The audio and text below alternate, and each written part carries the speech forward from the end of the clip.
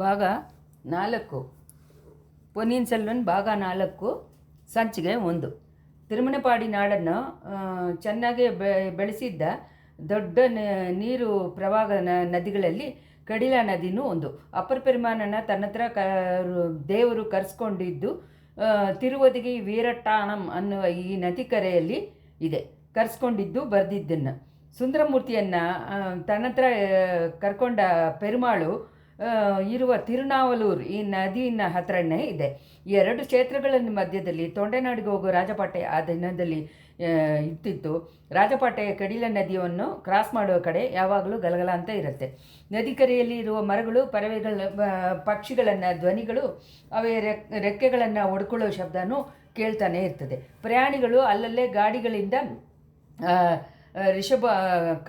ಕಾಳೆಯನ್ನು ಎದ್ದನ್ನು ಬಿಡಿಸ್ಬಿಟ್ಟು ಕೈಯಲ್ಲಿ ಅನ್ನ ಕಟ್ಕೊಂಡು ಬಂದಿರ್ತಾರೆ. ಅದನ್ನು ತಿನ್ನುವಾಗ ಆಟವಾಗಿ ಆಕಾಶದಲ್ಲಿ ಎಸೆಯುವ ಅನ್ನವನ್ನು ಕಾಗೆಗಳು ಬಂದು ಹಾಗೆ ಹಿಡ್ಕೊಂಡು ಹೋಗುತ್ತೆ. ನದಿ ಪ್ರವಾಹದಲ್ಲಿ ಬೀಳುವ ಅನ್ನವನ್ನು ಮೀನುಗಳು ಬಂದು ಎತ್ಕೊಂಡು ಹೋಗುತ್ತೆ. ಇದನ್ನೆಲ್ಲ ನೋಡು ಚಿಕ್ಕ ಮಕ್ಕಳು ಕೈ ತಟ್ಟಿ ಯಾರವರ ಮಾಡಿದ್ದನ್ನು ಆಹಾ ಓಹೋ ಅಂತ ಸಂತೋಷವಾಗಿ ಕೂಗಿನ್ನು ಗಲಗಲ ಅಂತ ನಗದನ್ನು ತಮ್ಮ ಕುತೂಹಲವನ್ನು ತಿಳಿಸ್ಕೋತಾರೆ. ಐಪಸಿ ಮಾಸದಲ್ಲಿ ಶುರುವಿನಲ್ಲಿ ಕೆಡಿಲ ನದಿಯಲ್ಲಿ ಯಾವಾಗಕ್ಕಿಂತ ಜಾಸ್ತಿಯಾಗಿ ಪ್ರವಾಹ ಹೋಗ್ತಾ ಇರುತ್ತೆ. ಇದರಿಂದ ಕೊನೆ 12 ಗಂಟೆ ಟೈಮಲ್ಲಿ ಅಲ್ಲಿ ಅನ್ನಗಳನ್ನು ಊಟ ಮಾಡೋಕ್ಕೋಸ್ಕರ ಉಳಿದಿದ್ದ ಪ್ರಯಾಣಿಗಳನ್ನು ಅರವರ ಧ್ವನಿಗಳೂ ಜಾಸ್ತಿಯಾಗಿತ್ತು. ಆ ಶಬ್ದವನ್ನೆಲ್ಲ ಮುಳುಗಿಸೋ ಹಾಗೆ ಒಂದು ದೊಡ್ಡ ಆರವಾರ ದಿಢೀರಂತ ಸ್ವಲ್ಪ ದೂರದಲ್ಲಿ ಶಾಲೆಯಲ್ಲಿ ಬಂದಿದ್ದು ಕೇಳಿ ಪ್ರಯಾಣಿಗಳು ಆಶ್ಚರ್ಯಪಟ್ಟರು. ಅವ್ರುಗಳಲ್ಲಿ ಕೆಲವರು ಕರೆಯಿಂದ ಹತ್ತಿ ನೋಡಿದರು. ಮೊದಲೇ ಎಲ್ಲ ಹೊಗೆಯಾಗಿ ಮಾತ್ರ ಕಾಣಿಸ್ಕೊಂಡಿತ್ತು. ಆಮೇಲೆ ಆನೆ, ಕುದುರೆ, ಪಲ್ಲಕ್ಕು, ಪರಿವಟ ಎತ್ಕೊಂಬರೋರು, ಆಗ ರಾಜ ಪರಿವಾರಗಳು ಬರೋ ಹಾಗೆ ಗೊತ್ತಾಯಿತು. ಸ್ವಲ್ಪ ದೂರದಲ್ಲಿ ಆ ಪರಿವಾರಗಳು ಹತ್ರ ಬಂದಿದ ತಕ್ಷಣ ಕಟ್ಯ ಹೇಳೋರು ಧ್ವನಿ ಚೆನ್ನಾಗಿ ಕೇಳಿತ್ತು. 12ನೇ ಪ್ರಾಯದಲ್ಲಿ ರಣರಣಗಳಲ್ಲಿ ದೂರಿದ ವೀರಪಾಂಡ್ಯನ ತಲೆಯನ್ನು ಎತ್ಕೊಂಡ್ಬಂದಿದ್ದ ಪರಕೇಸರಿ ರಟ್ಟೆಮಂಡಲರ ಕನಸಿನಲ್ಲಿ ಕೋಡಿ ಕೂಡ ಭಯ ಪಡೋ ಥರ ಇರುವ ಸಿಂಹ, ತೊಂಡೆ ಮಂಡಲಾಧಿಪತಿ, ನಾರ್ತ್ ಸೈಡ್ ಇರುವ ಮಾದಂಡ ನಾಯಕರು, 3 ಲೋಕವನ್ನು ಸುಂದರಸೋಳ ಚಕ್ರವರ್ತಿಯನ್ನು ಆಳುವ ಸುಂದರಸೋಳ ಚಕ್ರವರ್ತಿನ ದೊಡ್ಡ ಮಗ ಆದಿತ್ಯ ಕರಿಗಾಲ ಸೋಳ ಮಹಾರಾಜ ಬರ್ತಾರೆ ಪರಾಕ್ ಅಂತ ಹೇಳಿಬಿಟ್ಟು ದೊಡ್ಡದಾಗಿ 8 ದೆಸೆಯನ್ನು ಕೇಳೋ ಹಾಗೆ ಬಂದಿದ್ದ ಘೋಷವನ್ನು ಕೇಳಿದ ತಕ್ಷಣ ಕಡಿಲ ನದಿ ತೊರೆಯಲ್ಲಿ ಇದ್ದಿದ್ದವರು ಎಲ್ಲರೂ ಬೇಗ ಕರೆ ಹತ್ತಿದ್ರು. ಅಲ್ಲಿ ಇದ್ದಿದ್ದ ವೀರನನ್ನು ಕಾಣಬೇಕು ಅಂತ ಆಸೆಯಿಂದ ನದಿ ತೊರೆಯಲ್ಲಿ ಮಧ್ಯದಲ್ಲಿ ಜಾಗ ಬಿಟ್ಬಿಟ್ಟು 2 ಕಡೆಯೂ ಅವ್ರುಗಳು ಸರಿಸಿ ನಿಂತರು. ಕಟ್ಟಿಕಾರರುಗಳು ಎಕ್ಕಾಳ ಹಾಕೋರು, ಪರಿಚಿನ್ನ ತೊಗೊಂಬರೋರು ಎಲ್ಲ ಮೊದಲೇ ಬಂದು ನೀರಿನ ತೊರೆಯನ್ನು ಸೇರಿದರು. ಪರಿವಾರಗಳಿಗೆ ಹಿಂದೆ 3 ಕುದುರೆಗಳು ಒಂದರ ಹಿಂದೆ ಒಂದೇ ಬರ್ತಾಯಿತ್ತು. 3 ಕುದುರೆಗಳ ಮೇಲೇನು 3 ಯುವಕರು ಕೂತಿದ್ರು. ಅವ್ರುಗಳನ್ನು ದೂರದಿಂದ ನೋಡುವಾಗಲೇ ಜನಗಳು ಅವ್ರುಗಳನ್ನ ತೋರಿಸಿ ಇನ್ನಾರು ಇವರು ಅಂತ ಹೇಳಿ ಮಾತಾಡೋಕ್ಕೆ ಶುರು ಮಾಡಿದರು. ಮಧ್ಯದಲ್ಲಿ ಇರುವ ಕುದುರೆ ಮೇಲೆ ಬರೋರೇ ಆದಿತ್ಯ ಕರಿಗಾಲರು. ಚಿನ್ನದ ಕ್ರೀಟನ ನೋಡಿದ ತಕ್ಷಣ ಗೊತ್ತಾಗಲ್ವಾ ಬಿಸಿಲು ಬೀಳುವಾಗ ಹೇಗೆ ಕ್ರೀಡ ಜ್ವಲಿಸತ್ತೆ ಅಂತ ಹೇಳಿದ ಒಬ್ಬ. ಈ ಕ್ರೀಟವನ್ನು ಹೋಗಿ ಹೇಳಕ್ಕೆ ಹೋಗಿದೆಯಲ್ಲ, ಕರಿಗಾಲೊಳವ ಹಾಕ್ಕೊಂಡಿರುವ ಕ್ರೀಟವನ್ನು ಇವರು ಶಿರಸ್ಸಿನಲ್ಲಿ ಒತ್ಕೊಂಡಿರುವಾಗ ನೋಡಬೇಕು. ಅದು ಕೋಟಿ ಸೂರ್ಯ ಪ್ರಕಾಶವಾಗಿ ಕಣ್ಣುಗಳೆಲ್ಲ ಮಿಂಚು ಹೋಗೋ ಥರ ಜ್ವಲಿಸುತ್ತಂತೆ ಅಂತ ಹೇಳಿದ ಇನ್ನೊಬ್ಬ. ಅದು ಕರಿಗಾಲೊಳವ ಕ್ರೀಡಾ ಅಲ್ಲ ತಮ್ಮ, ಆ ಥರ ಸಾಂಪ್ರದಾಯವಾಗಿ ಹೇಳ್ತಾ ಬರೋದೇನೆ. ಪರಾಂದ ಚಕ್ರವರ್ತಿನ ಕಾಲದಲ್ಲಿ ಮಾಡಿದ ಮಣಿಮಗುಡವನ್ನೇ ಇವಾಗ ಸುಂದರ ಸೋಳ ಧರಿಸ್ಕೊಂಡಿದ್ದಾರೆ. ಅನ್ನು ಎಷ್ಟು ದಿನಕ್ಕೋ ಗೊತ್ತಿಲ್ಲ ಅಂತ ಹೇಳಿದ ಇನ್ನೊಬ್ಬ. ಸುಂದರ ಸೋಳರು ಅವರು ಬಾಳನ್ನು ಹೀಗೆ ತಾನೇ ಕೆಲವು ಕಾಲವಾಗಿ ಎಲ್ಲರೂ ಅಂದ್ಕೊಂಡಿದ್ದಾರೆ. ಅವರು ಚಿರಂಜೀವಿಯಾಗಿರ್ತಾರೆ ಅಂತ ನನಗನ್ಸುತ್ತೆ ಅಂತ ಹೇಳಿದ ಮೊದಲನೇ ಮಾತಾಡೋನು. ಚೆನ್ನಾಗಿರಲಿ, ಅವರು ಉಸಿರೋಡು ಇರೋ ತನಕ ನಾಡು ನಗರವೆಲ್ಲ ಕನ್ಫ್ಯೂಷನ್ ಇಲ್ಲದೆ ಇರುತ್ತೆ. ಆಗನೂ ಹೇಳೋಕ್ಕೆ ಆಗಲ್ಲ. ಪೊನ್ನಿಯಿನ್ ಸೆಲ್ವನ್ ಅಂದರೆ ಕಾವೇರಿ ನದಿಗೆ ತಮಿಳುನಾಡಲ್ಲಿ ಪೊನ್ನಿ ಅಂತ ಹೇಳ್ತಾರೆ. ಅದರಲ್ಲಿ ಆ ಕರೆಯಲ್ಲಿ ಬೆಳೆಯುವ ಅಕ್ಕಿಗಳಲ್ಲೆಲ್ಲ ಬರ್ತಾವಲ್ಲ ಪೊನ್ನಿ ರೈಸ್ ಅಂತ ಹೇಳಿ ಇವಾಗ ಮಾರಾಟ ಮಾಡ್ತಾ ಇದ್ದಾರಲ್ಲ, ಅದು ಆ ಕಾರಣವಾಗಿ ಅವ್ರಿಗೆ ಪೊನ್ನಿಯಿನ್ ಸೆಲ್ವನ್ ಅಂತ ಹೆಸರು ಬಂದಿದೆ. ಪೊನ್ನಿಯಿನ್ ಸೆಲ್ವರನ್ನು ಕಡಲ್ಕೊಂಡು ಬಿಟ್ಟದ ಹಾಗೆ ಬಂದಿದ್ದರಿಂದ ಸೋಳನಾಡೆಲ್ಲ ಒಂದೇ ಅಲ್ಲೋಲ ಕಲ್ಲೋಲವಾಗಿದೆಯಂತೆ. ಯಾವಾಗ ಜಗಳ ಬರುತ್ತೆ ಅಂತ ಹೇಳಿ ಅಲ್ಲಿ ಇದ್ದವರು ಎಲ್ಲ ಹೇಳಿ ಬರ್ತಾ ಇದ್ದಾರಂತೆ. ಯಾರಿಗೂ ಜಗಳ, ಯಾತಕ್ಕೋಸ್ಕರ ಜಗಳ, ಪೊಳವೆಟೆಯರು ಕೊಡುಂಬಾಳದ ಬೇಲಾರಿಗೂ ಜಗಳ ಬರುತ್ತೆ ಅಂತ ಹೇಳ್ತಾ ಇದ್ದಾರೆ. ಆಗೆಲ್ಲ ಬರದೇ ಇರೋ ತಡೆಯೋಕ್ಕೆ ತಾನೇ ಕಡಂಬೂರು ಸಂಬೂರಿಯರ ಮಾಳಿಗೆಯಿಂದ ಚಿಕ್ಕರಾಜಗಳು ಸೇರ್ತಾ ಇದ್ದಾರಂತೆ. ಆದಿತ್ಯ ಕರಿಗಾಲನ್ನು ಅಲ್ಲೇ ತಾನೇ ಹೋಗ್ತಾ ಇದ್ದಾರೆ. ಕುದುರೆಗಳು ಹತ್ತಿರ ಬಂದ್ಬಿಟ್ಟಿದ್ದೆ ಅಂತ ಜೋರಾಗಿ ಮಾತಾಡಬೇಡಿ ಅಂತ ಒಬ್ಬನ್ನ ಎಚ್ಚರಿಸಿಬಿಟ್ಟು, ಯುವರಾಜ ಆದಿತ್ಯ ಕರಿಗಾಲರನ್ನ ಮುಖ ಯಾಕೆ ಇಷ್ಟೊಂದು ಸೋತೋಗ್ಬಿಟ್ಟಿದೆ ಅಂತ ಕೇಳಿದ್ದಾನೆ. ಅವ್ರ ಮುಖ ಸೋತೋಗ್ಬಿಟ್ಟಿದೆ ಇಲ್ಲದೆ ಹೇಗಿರುತ್ತೆ? ಆದಿತ್ಯ ಕರಿಗಾಲನ ತಮ್ಮನ ಮೇಲೆ ಪ್ರಾಣ, ಆಗಿರುವ ತಮ್ಮನ ಬಗ್ಗೆ ಸುದ್ದಿ ಬಂದಿದ್ದರೆ ಅಣ್ಣನಿಗೆ ಕಷ್ಟವಾಗಿರಲ್ವಾ? ಅಪ್ಪನಿಗೂ ಕಷ್ಟವಾಗಿರುತ್ತೆ ಅಲ್ವಾ? ಇದೆಲ್ಲ ಲೋಕದಲ್ಲಿ ರಿಯಲ್ ತಮ್ಮ. ಯುವರಾಜನ ಮುಖ ಸೋತಿರೋದಕ್ಕೆ ಕಾರಣ ಇವೆಲ್ಲ ಇಲ್ಲ. ರಟ್ಟೆ ಮಂಡಲಾರ ಅವರು ಮೇಲೆ ಪಡೆ ಎತ್ಕೊಂಡು ಆಗಬೇಕು ಅಂತ ಕರಿಗಾಲರಿಗೆ ತುಂಬ ಆಸೆ. ಅದು ಕೈ ಕೂಡಲಿಲ್ಲ ಅಂತ ಹೇಳಿನೇ ವಿಚಾರ. ಈ ಥರ ಹೇಳಿಕೊಂಡು ಅದು ಯಾಕೆ ಕೈ ಕೊಡಲಿಲ್ಲ, ಯಾರು ಇವ್ರನ್ನ ಪಡೆ ಎತ್ತಿ ಹೋಗಬೇಡ ಅಂತ ಹೇಳಿ ತಡೀತಾ ಇದ್ದಾರೆ? ಬೇರೆ ಯಾರು ಪಳವೇಟರೆಗಳನ್ನೇ ಪಡೆ ಎತ್ಕೊಂಡು ಹೋಗಬೇಡ ಅಂತ ಹೇಳಿ ಅದಕ್ಕೆ ಬೇಕಾದ ಸಾಮಗ್ರಿಗಳನ್ನ ಕೊಡೋಕ್ಕೆ ನೆಗ್ಲೆಕ್ಟ್ ಮಾಡ್ತಾ ಇದ್ದಾರಂತೆ. ಏನೇನೋ ಇಲ್ಲದೆ ಇರೋ ಕಾರಣಗಳೆಲ್ಲ ಕಲ್ಪಿಸಿ ಹೇಳ್ತಾ ಇದ್ದಾರೆ. ಆದರೆ ನಿಜವಾದ ಕಾರಣ ನಿಮ್ಮ ಯಾರಿಗೂ ಗೊತ್ತಿಲ್ಲ ಅಂತ ಅದ್ದವನು. ಎಲ್ಲ ಗೊತ್ತಿದ್ದವನೇ ನಿಜವಾದ ಕಾರಣನೇ ನೀನೇ ತಾನೇ ಹೇಳು ಅಂತ ಹೇಳಿದ್ದಾನೆ. ಇನ್ನೊಬ್ಬ ಕೇಳಿದ. ಆದಿತ್ಯ ಕರಿಗಾಲರು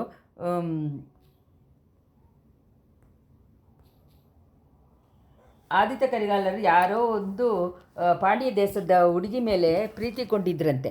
ಅವರು ಅದನ್ನು ಯುವರಾಜ ನಾರ್ತ್ ಸೈಡ್ಗೂ ಜಗಳಕ್ಕೆ ಹೋದಾಗ ದೊಡ್ಡ ಪಳವೇಟೆಯರು ಆ ಹುಡುಗಿಯನ್ನು ಮದುವೆ ಮಾಡಿಕೊಂಡು ಬಂದುಬಿಟ್ರಂತೆ. ಆದ್ದರಿಂದ ಅವರು ಕೋಪ ಹಾಕ್ಕೊಂಡಿದ್ದಾರಂತೆ. ಅವರು ಆ ಥರ ಜಗಳಕ್ಕೆ ಹೋದಾಗ ದೊಡ್ಡ ಪಳವೇಟೆಯರು ಆ ಹುಡುಗಿನ ಮದುವೆ ಮಾಡ್ಕೊಂಡು ಬಂದುಬಿಟ್ರಂತೆ. ಅವಳು ತಾನೇ ಇವಾಗ ಪಳುವೂರು ಚಿಕ್ಕರಾಣಿಯಾಗಿದ್ದಾರೆ. ಸೋಳನಾಡಿನಲ್ಲಿ ಸರ್ವಾಧಿಕಾರ ಮಾಡ್ತಾ ಇದ್ದಾಳೆ. ಅದರಿಂದ ಆದಿತ್ಯ ಕರಿಗಾಲನ ಮನಸ್ಸೇ ಒಂಥರ ಹುಚ್ಚಾಗ್ಬಿಡುತ್ತಂತೆ. ಇರ್ಬೋದು ಲೋಕದಲ್ಲಿ ಎಲ್ಲ ಜಗಳಕ್ಕೂ ಯಾರಾದರೂ ಒಂದು ಹೆಣ್ಣು ತಾನೇ ಕಾರಣವಾಗಿರ್ತಾಳೆ ಅಂತ ದೊಡ್ಡವರು ಹೇಳಿದಾರಲ್ವ. ಯಾವ ದೊಡ್ಡವರು ತಮ್ಮ ಆ ಥರ ಹೇಳಿದ್ದಾರೆ? ಸುತ್ತ ಹುಚ್ಚುತನ. ಯುವರಾಜ ಒಂದು ಹೆಣ್ಣನ್ನು ಇಷ್ಟಪಟ್ಟರು ಅಂದರೆ ಅವಳು ಹೋಗಿ ಯಾಕೆ ಒಂದು 60 ವಯಸ್ಸು ಮುದುಕನನ್ನು ಮದುವೆ ಮಾಡಿಕೊಂಡು ಬರ್ತಾಳ? ಹೇಳೋರು ಹೇಳಿದರೆ ಕೇಳೋರಿಗೆ ಸ್ವಲ್ಪನಾದ್ರೂ ಬುದ್ಧಿ ಇರಬೇಕಲ್ವ. ಹಾಗಾದರೆ ಆದಿತ್ಯ ಕರಿಗಾಲರಿಗೆ ಯಾಕೆ ಇನ್ನೂ ಮದುವೆ ಆಗದೆ ಇರೋದಕ್ಕೆ ಕಾರಣ ಏನು? ನೀನು ತಾನೇ ಹೇಳು. ಸುಮ್ಮನೆ ಇರಿ. ಇದು ಹತ್ತಿರ ಬಂದುಬಿಟ್ರು. ಯುವರಾಜರಿಗೆ ಬಲಗಡೆ ಬರೋರು ತಾನೇ ಪಾರ್ಥಿವೇಂದ್ರ ಪಲ್ಲವನ್ನ ಅನಿಸುತ್ತೆ. ಎಡಗಡೆ ಬರೋನು ಯಾರು? ವಾಣರ್ಕುಲದ ವಂದಿತೇವನ? ಇಲ್ಲ ಕಡಂಬೂರು ಸಂಬೂರ ಮಗ ಕಂದಮಾರ ಪತ್ರ ಕೊಟ್ಟು ಕಳಿಸಿದರೆ ಯುವರಾಜ ಒಂದು ವೇಳೆ ಬರೋಲ್ಲ ಅಂತ ಸಂಬೂರಿಯರು ತನ್ನ ಮಗನನ್ನೇ ಅವ್ರನ್ನ ಕರ್ಕೊಂಬರೋಕ್ಕೋಸ್ಕರ ಕಳಿಸಿದ್ದಾರೆ. ಇದರಿಂದಾನೇ ಏದೋ ವಿಷಯ ತುಂಬ ಇಂಪಾರ್ಟೆಂಟ್ ಅಂತ ಗೊತ್ತಾಗುತ್ತೆ. ಇನ್ನೊಂದು ಮುಖ್ಯವಾದ ವಿಷಯ, ರಾಜರಿಗೆ ಸಂಬಂಧವಾಗಿಯೂ ಇರ್ಬೋದು, ಇಲ್ಲ ಮದುವೆ ಸಂಬಂಧವಾಗಿ ಇರ್ಬೋದು. ಆದಿತ್ಯ ಕರಿಗಾಲನಿಗೆ ಮದುವೆ ಆಗದೇ ಇರೋ ತನಕ ಚಿಕ್ಕರಾಜಗಳು ಅವ್ರನ್ನ ಹೇಗಾದರೂ ಹಿಡಿಬೇಕು ಅಂತ ಹೇಳಿ ಟ್ರೈ ಮಾಡ್ತಾ ಇರ್ತಾರೆ. ಮೊದಲನೇ ಅವ್ರನ್ನ ಮದುವೆ ಮಾಡ್ಕೊಳ್ಳೋ ಹೆಣ್ಣು ಚೋಳ ಸಾಮ್ರಾಜ್ಯನ ಸಿಂಹಾಸನದಲ್ಲಿ ಕೂತ್ಕೊಳ್ಳೋ ಭಾಗ್ಯವನ್ನು ಹೊರ್ತಾಳೆ ಅಲ್ವಾ. ಈಗೆಲ್ಲ ಮಾತಾಡಿಕೊಂಡು ಕೆಡಿಲ ನದಿಕರೆಯಲ್ಲಿ ಅಲ್ಲಿ ಇಲ್ಲಿ ನೋಡ್ತಾ ಇದ್ದಿದ್ದ ಜನಗಳು ಎಲ್ಲ ಒಬ್ಬೊಬ್ಬರು ಒಂದೊಂದು ಥರ ಮಾತಾಡಿಕೊಂಡು ಹೋಗಿದ್ರು. 3 ಕುದುರೆಗಳು ಬಂದು ತಣ್ಣೀರು ಕರೆಯೋರ ಬಂದು ನಿಂತಿತ್ತು. ಕುದುರೆಗೆ ಹಿಂದೆ ಬಂದಿದ್ದ ರಥ ಸ್ವಲ್ಪ ದೂರ ಅರಸ ಮರದ ಕೆಳಗಡೆ ನಿಂತಿತ್ತು. ಆ ರಥದಲ್ಲಿ 80 ಪ್ರಾಯವಾದ ಮುದುಕರು ತಿರುಕೋವಲ್ಲೂರು ಮಲೆಮಾನ್ ಇದ್ದರು. ಅವರು ಆದಿತ್ಯ ಕರಿಗಾಲನ ಅಜ್ಜ.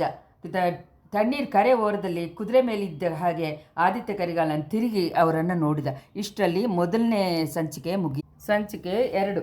ಹಿಂದೆ ರಥದಲ್ಲಿ ಬರ್ತಾ ಇದ್ದಿದ್ದ ಮುದುಕರು ಸಿಗ್ನಲ್ ಕೊಟ್ಟಿದ್ದರಿಂದ ಆದಿತ್ಯ ಕರಿಗಾಲನ ಕುದುರೆಯನ್ನು ತಿರುಗಿಸ್ಕೊಂಡು ಅವರು ಕೂತಿದ್ದ ರಥದ ಹತ್ರ ಹೋದ. ಮಗು ಕರಿಗಾಲ, ನಾನು ಈ ಜಾಗದಲ್ಲಿ ನಿಮ್ಮ ಹತ್ರ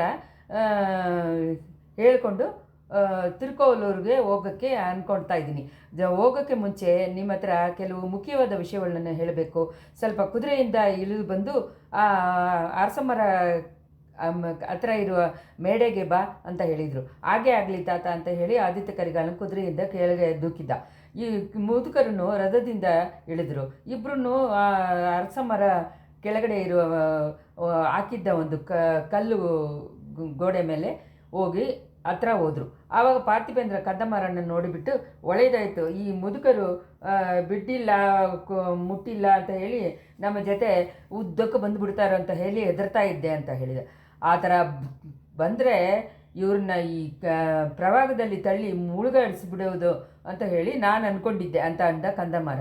ಈ ಇಬ್ಬರು ಈ ಥರ ತಮ್ಮ ಮಾತಿನಲ್ಲೇ ಅವರೇ ನಕ್ಕೊಂಡು ಸಂತೋಷವಾಗಿದ್ದರು. ಆದಿತ್ಯ ಕರಿಗಾಲನ್ನು ನೋಡಿ ಮಲೆನಾಡು ಒಡೆಯರಾಗಿ ತಿರುಕೋಲೂರು ಮಲೆಮಾನ ಹೇಳಕ್ಕೆ ಶುರು ಮಾಡಿದರು. ಆದಿತ್ಯ, ಇವತ್ತಿಗೆ 24 ವರ್ಷಗಳ ಮುಂಚೆ ನೀನು ಹುಟ್ಟಿದ್ದೆ. ತಿರುಕೋಲೂರಲ್ಲಿ ನನ್ನ ಅರಮನೆಯಲ್ಲೇ ತಾನೇ ನೀನು ಹುಟ್ಟಿದ್ದೆ. ಆ ಸಮಯ ನಡೆದಿದ್ದ ಫಂಕ್ಷನ್ ಎಲ್ಲ ನೆನ್ನೆ ನಡೆದ ಹಾಗೆ ನನ್ನ ಜ್ಞಾಪಕ ಇದೆ.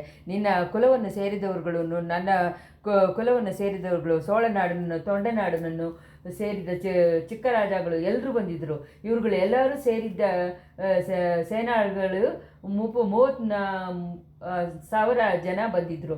ಅವ್ರುಗಳೆಲ್ಲ ನಡೆದಿದ್ದ ಇದು ಪಾರ್ಟಿ ಬಗ್ಗೆ ವಿಮರ್ಶೆಯನ್ನು ಹೇಳೋಕ್ಕೆ ಸಾಧ್ಯ ಇಲ್ಲ. ನಿಮ್ಮ ಅಪ್ಪ ಪಟ್ಟಾಭಿಷೇಕ ವೈಭವ ಹಾಗೆ ನಡೆದಿದ್ದಾಗ ಕೂಡ ಅಷ್ಟೊಂದು ಕೋಲಾಹಲ ಎಲ್ಲ ನಡೆದಿಲ್ಲ. ನನ್ನ ಪೊಕ್ಕಿಷದಿಂದ ನಮ್ಮ ಮುದಾದೇವರುಗಳ ಕಾಲದಿಂದ 100 ವರ್ಷಗಳಾಗಿ ಸೇರಿಸಿಟ್ಟಿದ್ದ ಸಾಮಾನುಗಳು ಎಲ್ಲ 3 ದಿವಸದಲ್ಲಿ ಖಾಲಿಯಾಗ್ಬಿಡ್ತು. ಅಂಥ ಸಮಯ ನಿನ್ನ ಅಜ್ಜನಾಗ ಇದ್ದ ಪರಂದಗ ಚಕ್ರವರ್ತಿನೇ ತಿರುಕೋಲೂರಿಗೆ ಬಂದಿದ್ದರು. ನಿಮ್ಮ ದೊಡ್ಡಜ್ಜ ಗಡರಾದಿತರನು, ನಿಮ್ಮ ತಂದೆ ಸುಂದರ ಸೋಳರನ್ನು ಬಂದಿದ್ದರು. ಗಂಡು ಮಗು ಹುಟ್ಟಿದ್ದ ಸುದ್ದಿ ಗೊತ್ತಿದ್ದ ತಕ್ಷಣ ಎಲ್ಲರೂ ಪಟ್ಟಿದ್ದ ಸಂತೋಷಕ್ಕೆ ಕೊನೆಯೇ ಇಲ್ಲ. ಸೋಳರ ಕುಲವನ್ನೇ ಬೆಳೆಸೋಕ್ಕೆ ಬಂದಿರೋಕ್ಕೆ ನೀವು ಮುಟ್ಟುಬಿಟ್ಟೆ ಅಂತ ಹೇಳಿ ಕುತೂಹಲ ಪಡೆದರು. ನಿನ್ನ ಅಜ್ಜನ ದೊಡ್ಡ ಅಣ್ಣನ್ಗಳಿಗೆ ಅಷ್ಟು ತನಕ ಸಂತತಿನೇ ಇಲ್ಲ. ಅರಿಂಜಯನ್ಗೂ ನಿಮ್ಮಪ್ಪ ಒಬ್ಬನೇ ಮಗನಾಗಿದ್ದ. ಅವನು ಚಿಕ್ಕ ಪ್ರಾಯದಲ್ಲಿ ಮನ್ಮಥನ ಹಾಗೆ ಅಂದ ಇದ್ದ. ಸೋಳಗುಲದಲ್ಲೋ ಅಲ್ಲ ತಮಿಳಗದಲ್ಲಿ ಇರುವ ಚಿಕ್ಕರಾಜನ ವಂಶದಲ್ಲೋ ಇಷ್ಟು ಅಂತವಾದ ಒಂದು ಹುಡುಗನನ್ನು ಯಾರನ್ನೂ ಅದಕ್ಕೆ ಮುಂಚೆ ನೋಡಿಲ್ಲ. ಇದರಿಂದ ನಿಮ್ಮ ತಂದೆಗೆ ಸ್ವಲ್ಪ ಸಂಕಟಗಳು ಬಂದಿದೆ. ಕುಟುಂಬದಲ್ಲಿ ಎಲ್ಲರೂ ಅವನಿಗೆ ಪ್ರೀತಿಯಿಂದ ಮಗುವಾಗಿದ್ದ. ಅರಮನೆ ಹುಡುಗಿಯರು ಅವನ ಹೆಣ್ಣು ವೇಷ ಹಾಕಿ ತುಂಬ ಸಂತೋಷಪಟ್ಟರು. ಇವನು ಮಾತ್ರ ಹೆಣ್ಣಾಗಿ ಹುಟ್ಟಿದ್ರೆ ಅಂತ ಮಾತಾಡಿ ಸಂತೋಷಪಟ್ಟರು. ನಿಮ್ಮ ತಂದೆಗೆ ತಮ್ಮ ಹೆಣ್ಣನ್ನು ಕೊಡೋಕ್ಕೆ ಅಂತ ಲಂಕೆಯಿಂದ ವಿಂಧ್ಯ ಪರ್ವತ ತನಕ ಇರುವ ರಾಜರುಗಳು, ಚಿಕ್ಕ ರಾಜಗಳು ತಪಸ್ಸು ಮಾಡಿದರು. ಅರ್ಜುನನನ್ನು, ಮನ್ಮಥನನ್ನು ಹೊತ್ತಿದ್ದ ಅಂದಗ ಅವನು. ಆದ್ದರಿಂದ ಸೋಳ ಸಿಂಹಾಸನಕ್ಕೆ ಹಕ್ಕುದಾರ ಅನ್ನೋ ಯೋಚನೆಯಿಂದನೂ ಅಷ್ಟು ಇಂಟ್ರೆಸ್ಟಿಂದ ಇದ್ದರು. ನಿಮ್ಮ ಅಪ್ಪನನ್ನು ಮೊಮ್ಮಗನಾಗಿ ಹೊರೋ ಭಾಗ್ಯ ನನಗೇನೆ ಸಿಕ್ಕಿತ್ತು. ನಮ್ಮ ವಂಶದಲ್ಲಿ ನಾವುಗಳು ಗಂಡಾಗಲಿ ಹೆಣ್ಣಾಗಲಿ ಮೋಹನವಾದ ತುಂಬ ಮೈಯ ಅಂದವಲ್ಲಿ ಹೆಸರಾದವರು ಅಲ್ಲ. ಗಂಡು ಮಕ್ಕಳು ಮೈನಲ್ಲಿ ಎಷ್ಟೆಷ್ಟು ಗಾಯಗಳನ್ನು ಹೊರ್ಕೋತಾರೋ ಅಷ್ಟಕ್ಕೆ ಅಂದ ಇರೋರು ಅಂತ ಹೇಳಿ ಅನ್ಕೋತೀವಿ. ನಮ್ಮ ಕುಲದ ಹೆಣ್ಣುಗಳಿಗೆ ಇರುವ ಚೀಲನೋ ಅಂದನೋ ಆಭರಣನೋ ನಿಮ್ಮ ಅಪ್ಪನಿಗೆ ನನ್ನ ಮಗಳನ್ನು ಮದುವೆ ಮಾಡಿ ಕೊಡೋದಂತ ತೀರ್ಮಾನಿಸಿದಾಗ ಮಲೆಮಾನಾಡು ಫುಲ್ಲೂ ಅಲ್ಲೋಲಗಲ್ಲ ಪಟ್ಟಿತ್ತು. ಅಂಥ ತಮಿಳಗದಲ್ಲಿ ಚಿಕ್ಕರಾಜಗಳು ಎಲ್ಲರೂ ಅಸೂಯೆ ಕೊಂಡ್ರು. ಅದನ್ನು ನಾನು ಏನು ಕೇರ್ ಮಾಡಿಲ್ಲ. 3 ಲೋಕವನ್ನು ಭ್ರಮಿಸುವ ಹಾಗೆ ನಿಮ್ಮ ಅಪ್ಪ ಅಮ್ಮನ ಮದುವೆ ತಂಜೆಯಲ್ಲಿ ನಡೆದಿತ್ತು. ಆದ್ರೂ ಆವಾಗ ನಡೆದಿದ್ದ ಸಂತೋಷದಕ್ಕಿಂತ ನೀನು ಹುಟ್ಟಿದಾಗ ತಿರುಕೋಲೂರಿನ ಬಂದಿದ್ದ ಸಂತೋಷನೇ ಜಾಸ್ತಿ ಕುತೂಹಲವಾಗಿತ್ತು. ಇದಕ್ಕೆ ಏನು ಹೆಸರು ಇಡೋದು ಅಂತ ಹೇಳಿ ಬಗ್ಗೆ ಕುತೂಹಲವಾದ ಚರ್ಚೆ ನಡೆದಿತ್ತು. ಕೆಲವರು ನಿಮ್ಮ ಕುಲ ಮುನ್ನೋರಲ್ಲಿ ಮುದಾದೇವರುಗಳಿಗೆ ತುಂಬ ಹೆಸರಾಗಿದ್ದ ಕರಿಗಾಲವನ್ನು ಹೆಸರನ್ನು ಇಡಬೇಕು ಅಂದರು. ನಾನು ಇನ್ನೂ ಚಿಕ್ಕ ಕೆಲವರು ನಿಮ್ಮ ದೊಡ್ಡ ರಾಜಾದಿತ್ಯರ ಹೆಸರನ್ನು ಇಡಬೇಕು ಅಂತ ಇದು ಮಾಡಿದ್ವಿ. ಕೊನೆಯಲ್ಲಿ ಎರಡನ್ನ ಸೇರಿ ಆದಿತ್ಯ ಕರಿಗಾಲ ಅಂತ ಹೇಳಿ ನಿಮಗೆ ನಾಮಕರಣ ಮಾಡಿದರು. ಇದೋ ನೋಡು ಆದಿತ್ಯ, ತಿರುನಾವಲೂರು ದೇವಸ್ಥಾನ ಚಿಕ್ಕರ ಗೊತ್ತಾಗತ್ತೆ, ಗೋಪುರ ಗೊತ್ತಾಗತ್ತೆ. ನಂಬಿ ಆರೂರ ಸುಂದರಮೂರ್ತಿ ಅಡಿಗಳು ಹುಟ್ಟಿದ ಸ್ಥಳ ಇದು. ಅಲ್ಲಿ ಇವತ್ತಿಗೆ 25 ವರ್ಷಕ್ಕೆ ಮುಂಚೆ ನಿಮ್ಮ ದೊಡ್ಡಜ್ಜ ರಾಜಾದಿತ್ಯ ಸೋಳ ಮೊಕಾಂಬ ಇಟ್ಟಿದ್ದರು. ಕಥೆಗಳಲ್ಲೂ ಕಾವ್ಯಗಳಲ್ಲೂ ಬರುವ ಎಷ್ಟೊಂದೋ ಸೈನಿಕರುಗಳ ಬಗ್ಗೆ ಕೇಳಿದ್ದೀನಿ. ಆದರೆ ವೀರದಲ್ಲಿ ತಮಿಳಗದಲ್ಲಿ ಎಷ್ಟೊಂದೋ ಸೈನಿಕರುಗಳನ್ನು ನೋಡಿದ್ದೀನಿ. ಆದರೆ ರಾಜಾದಿತ್ಯರ ಹಾಗೆ ಒಂದು ವೀರರನ್ನು ನಾನು ನೋಡಿಲ್ಲ, ಕೇಳಿಲ್ಲ. ರಣರಂಗದಲ್ಲಿ ಅವರು ಜಗಳ ಮಾಡೋದನ್ನು ನೋಡಿದ್ದು ಯಾರಾದ್ರೂ ಆಗ್ತಾನೆ ಹೇಳ್ತಾರೆ. ಒಂದು ದೊಡ್ಡ ಸೈನ್ಯವನ್ನೇ ತಳಿಸ್ಕೊಂಡು ನಾರ್ತ್ ಕಡೆ ಇರುವ ಪಡೆ ಎತ್ಕೊಂಡು ಹೋಗೋಕ್ಕೆ ಅವರು ಇಲ್ಲಿ ಆಯತ್ತ ಮಾಡಿಕೊಂಡಿದ್ದರು. ರಟ್ಟೆಮಂಡಲ ರಾಜನಾಗಿಯ ಕನ್ನಡದೇವನ್ನ ಮುರಿಯಡಿಸಿ ಮಾಣಿಖೇಡ ಅನ್ನುವ ಅವನ ತಲೆನಗರವನ್ನು ತರೆ ಮಟ್ಟವಾಗಿ ಮಾಡಬೇಕು ಅಂತ ಹೇಳಿ ಅವರು ಪ್ರತಿಜ್ಞೆ ಕೊಟ್ಟಿದ್ದರು. ಮುಂಚೂರು ಒಂದು ಕಾಲದಲ್ಲಿ ಪಲ್ಲವ ಕುಲದಲ್ಲಿ ಮಾಮಲ್ಲ ಚಕ್ರವರ್ತಿ ವಾತಾಪಿ ನಗರನ್ನ ಕುಸಿದಿದ್ದ ಹಾಗೆ ಮಾನಿಡಕೇಡ ನಗರನ್ನ ಹಾಗೆ ಸರಿಸಿದ್ರೇನೆ ರೆಟ್ಟಮಂಡಲರನ್ನ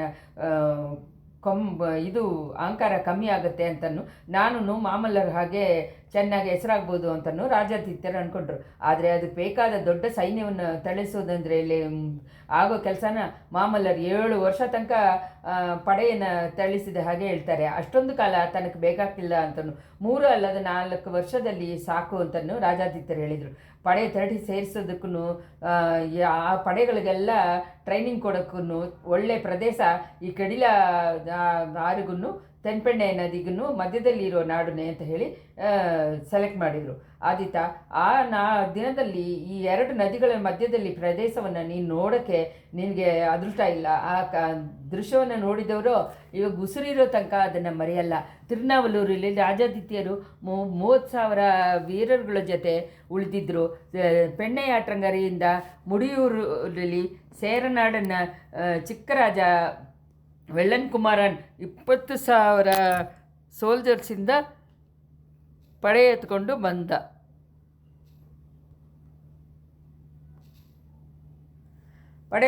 ಬಂದ. ಆದರೆ ನಿನ್ನ ಅಜ್ಜ ಅರಿಂಜಯ್ಯ ನನ್ನ ಜೊತೆ ತಿರುಕೋಲೂರಲ್ಲಿ ಇದ್ದ. ನಾನು ಅರಿಂಜಯ್ಯನು 50,000 ಸೇನಾ ವೀರರುಗಳನ್ನು ಆಯುಧ ಮಾಡಿದ್ದೀವಿ. ಇನ್ನು ಕೊಡುಂಬಾಳೂರು ದೊಡ್ಡವೇಳ ಇವತ್ತು ಸೋಳನಾಡಿಗೆ ಸೆನಿಯಾಗಿ ಹುಟ್ಟಿರುವ ಈ ಪಾಳುವಟ್ಟರೆಯ ಕಡಂಬೂರು ಸಂಬೋರೆಯ ಈ ತಿರುಮನೆಪಾಡಿ ದೇಶವನ್ನು ಚಿಕ್ಕರಾಜ ಆಗಿಯ ಮೊನೈದರೆಯನ್ ಮಳೆನಾಟು ಮಳವರೆಯನ್ ಕುಂಡತ್ತೂರು ಕಿಳಾನ್ ವೈದುಂಬರಾಯನ್ ಎಲ್ಲರೂ ಅವರವರ ಪಡೆಗಳ ಜೊತೆ 2 ನದಿಗಳ ಮಧ್ಯದಲ್ಲಿ ಉಳಿದಿದ್ದರು. ಯಾನೆ ಪಡೆಗಳು, ಕುದುರೆ ಪಡೆಗಳು, ತೆರೆದ ಕೈಕೊಳ್ಳರು 3 ಕೈಪಡೆಗಳು ಇಲ್ಲಿ ಮೊಕಾಮಾಕಿದ್ದು. ಈ ಥರ ಉಳಿದಿದ್ದ ಇದರೊಳಗೇ ಯಾವಾಗಲೂ ಟ್ರೈನಿಂಗ್ ಕೊಡ್ತಾನೆ ಇರ್ತಾರೆ ಜಗಳದ ಬಗ್ಗೆ. ಯಾನೆಗಳ ಜೊತೆ ಯಾನೆಗಳು ಹೊಡೆಯುವಾಗ ಭೂಕಂಪ ಬಂದ ಹಾಗೆ ಅನಿಸುತ್ತೆ. ಕುದುರೆಗಳ ಜೊತೆ ಈ ಮೇಲು ಹಿಡಿದಿದ್ದ ವೀರರುಗಳ ಜೊತೆ ಹಾರಿ ಹೋಗುವಾಗ ಬರುವ ಶಬ್ದ ಪ್ರಳಯ ಕಾಲ ಸಮುದ್ರ ಹುಕ್ಕಿ ಬರುವ ಥರ ಇರ್ತದೆ.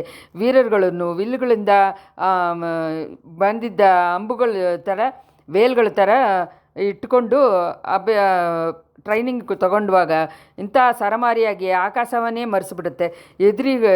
ವೈರಿಗಳ ಪಡೆಗಳನ್ನು ಒಡೆಯೋಕ್ಕೋಸ್ಕರ 1,000 ವೀರರುಗಳು ನಾವಲ್ ಅಂತ ಏಕಗಾಲದಲ್ಲಿ ಗರ್ಜನೆ ಮಾಡಿಕೊಂಡು ಹೊರಟಿ ಬರುವಾಗ ಲೋಕಕ್ಕೆ ಕೊನೆ ಬಂದುಬಿಟ್ಟಿದೆ ಅಂತ ಅನಿಸೋ ಹಾಗೆ ಅನಿಸುತ್ತೆ. ಇದನ್ನೆಲ್ಲ ನೋಡೋಕ್ಕೆ ಗುಂಪಾಗಿ ಜನಗಳು ಬರ್ತಾರೆ.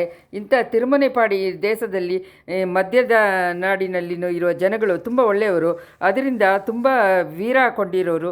ಇಲ್ಲಿ ಪಡೆ ಬರುವಾಗ ಅವರುಗಳು ವ್ಯವಸಾಯಕ್ಕೆ ದೊಡ್ಡ ಕುಂತಕಗಳು ಬಂದಿತ್ತು. ಅದನ್ನೆಲ್ಲ ಅವ್ರುಗಳು ಒಂದು ಇದಾಗಿ ಅಂದ್ಕೊಂಡಿಲ್ಲ.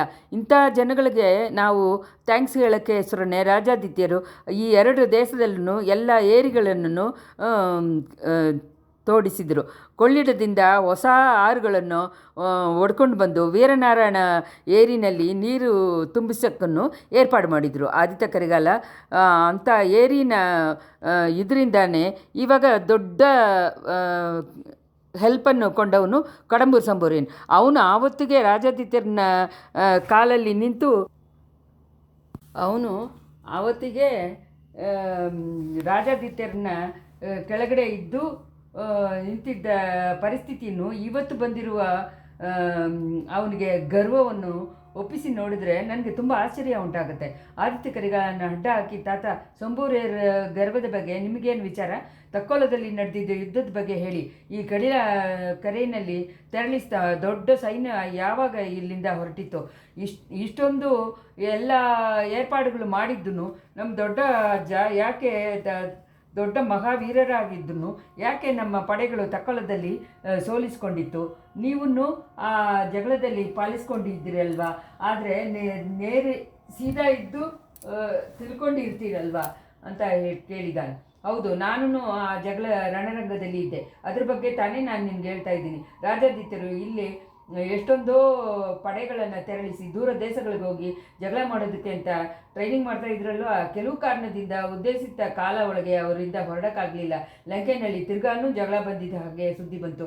ಅದನ್ನು ಜಯಗೊಳಿಸ್ಕೊಂಡು ಬರೋಕ್ಕೆ ಇನ್ನೂ ಸ್ವಲ್ಪ ಪಡೆಗಳು ಕಳಿಸ್ಬೇಕಾಗಿತ್ತು. ದಕ್ಷಿಣದಲ್ಲಿ ಒಂದು ವೈರಿಯನ್ನು ಇಟ್ಕೊಂಡು ಉತ್ತರದಲ್ಲಿ ತುಂಬ ದೂರ ಚೋಳ ನಾಡಿನ ಮುಖ್ಯ ಸೇನಾ ವೀರಗಳನ್ನು ದಳಪತಿಗಳನ್ನು ಹೋಗೋದನ್ನು ಚಕ್ರವರ್ತಿ ಇಷ್ಟಪಟ್ಟಿಲ್ಲ.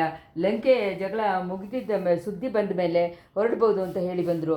ರಾಜಾದಿತ್ಯರನ್ನು ತಂದೆಯ ಮಾತನ್ನು ತಡೆಯೋಕ್ಕಾಗದೆ ತಾಳ್ಮೆಯಿಂದ ಕಾಯ್ತಾ ಇದ್ದರು. ಆದರೆ ವೈರಿಗಳು ಆ ಥರ ಕಾಯ್ತಿಲಿಕ್ಕೆ ಇಷ್ಟಪಟ್ಟಿಲ್ಲ. ರೆಟ್ಟೆಮಂಡಲ ಚಕ್ರವರ್ತಿ ಕನ್ನಡದೇವನ್ನು ಅದೇ ಸಮಯದಲ್ಲಿ ಸೋಳನಾಡಿನ ಮೇಲೆ ಪಡೆಯೆತ್ತು ಬರುವ ಹಾಗೆ ದೊಡ್ಡ ಸೈನ್ಯ ಸೇರಿಸ್ಕೊಂಡು ಬಂದ.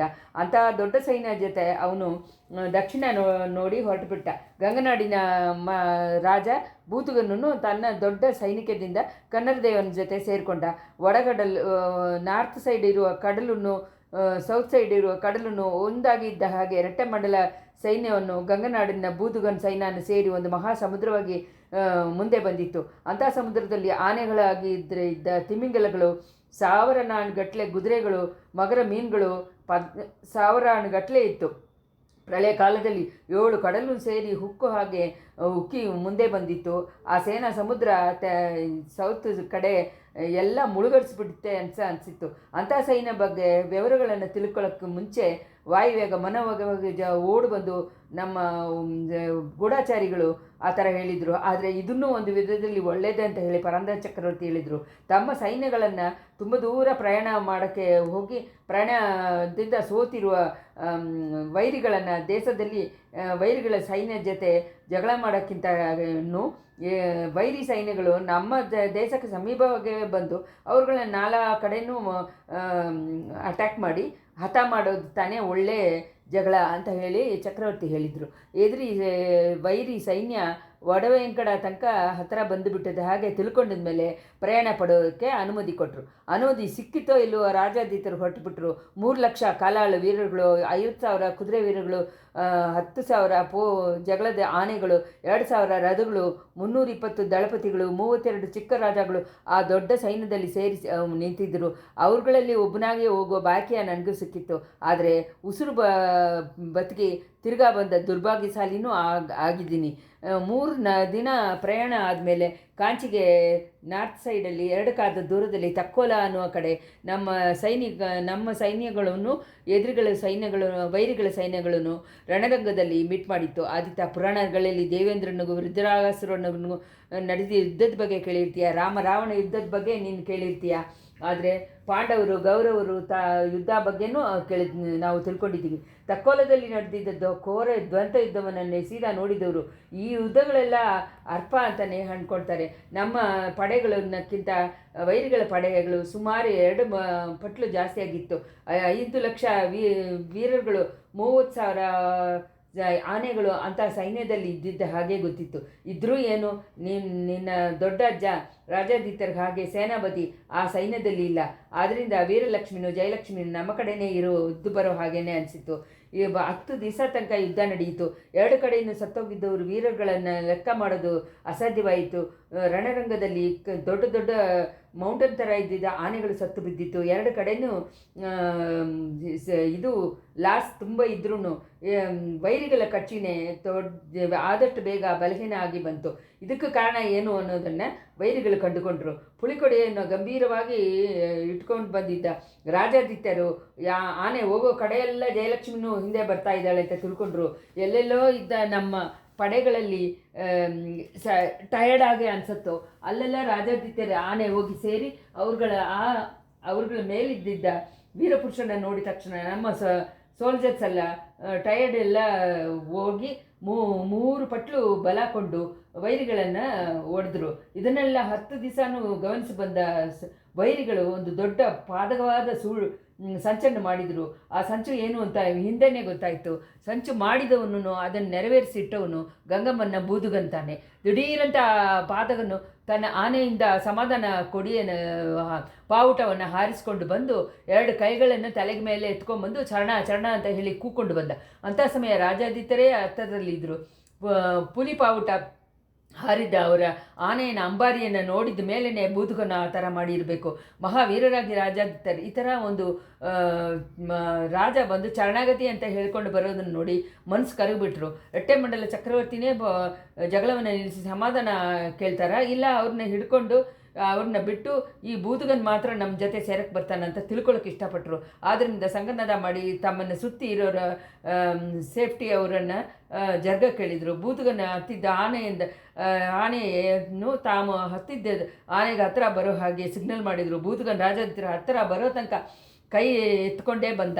ಅವನ ಕಣ್ಣುಗಳಿಂದ ಕಣ್ಣೀರು ಉಕ್ಕಿ ಬಂದಿದ್ದನ್ನು ರಾಜಾದಿತ್ಯರು ನೋಡಿದ್ರು. ಇದರಿಂದ ಅವರ ಮನಸ್ಸು ಇನ್ನೂ ಕರಗೋಗ್ಬಿಟ್ಟಿತ್ತು.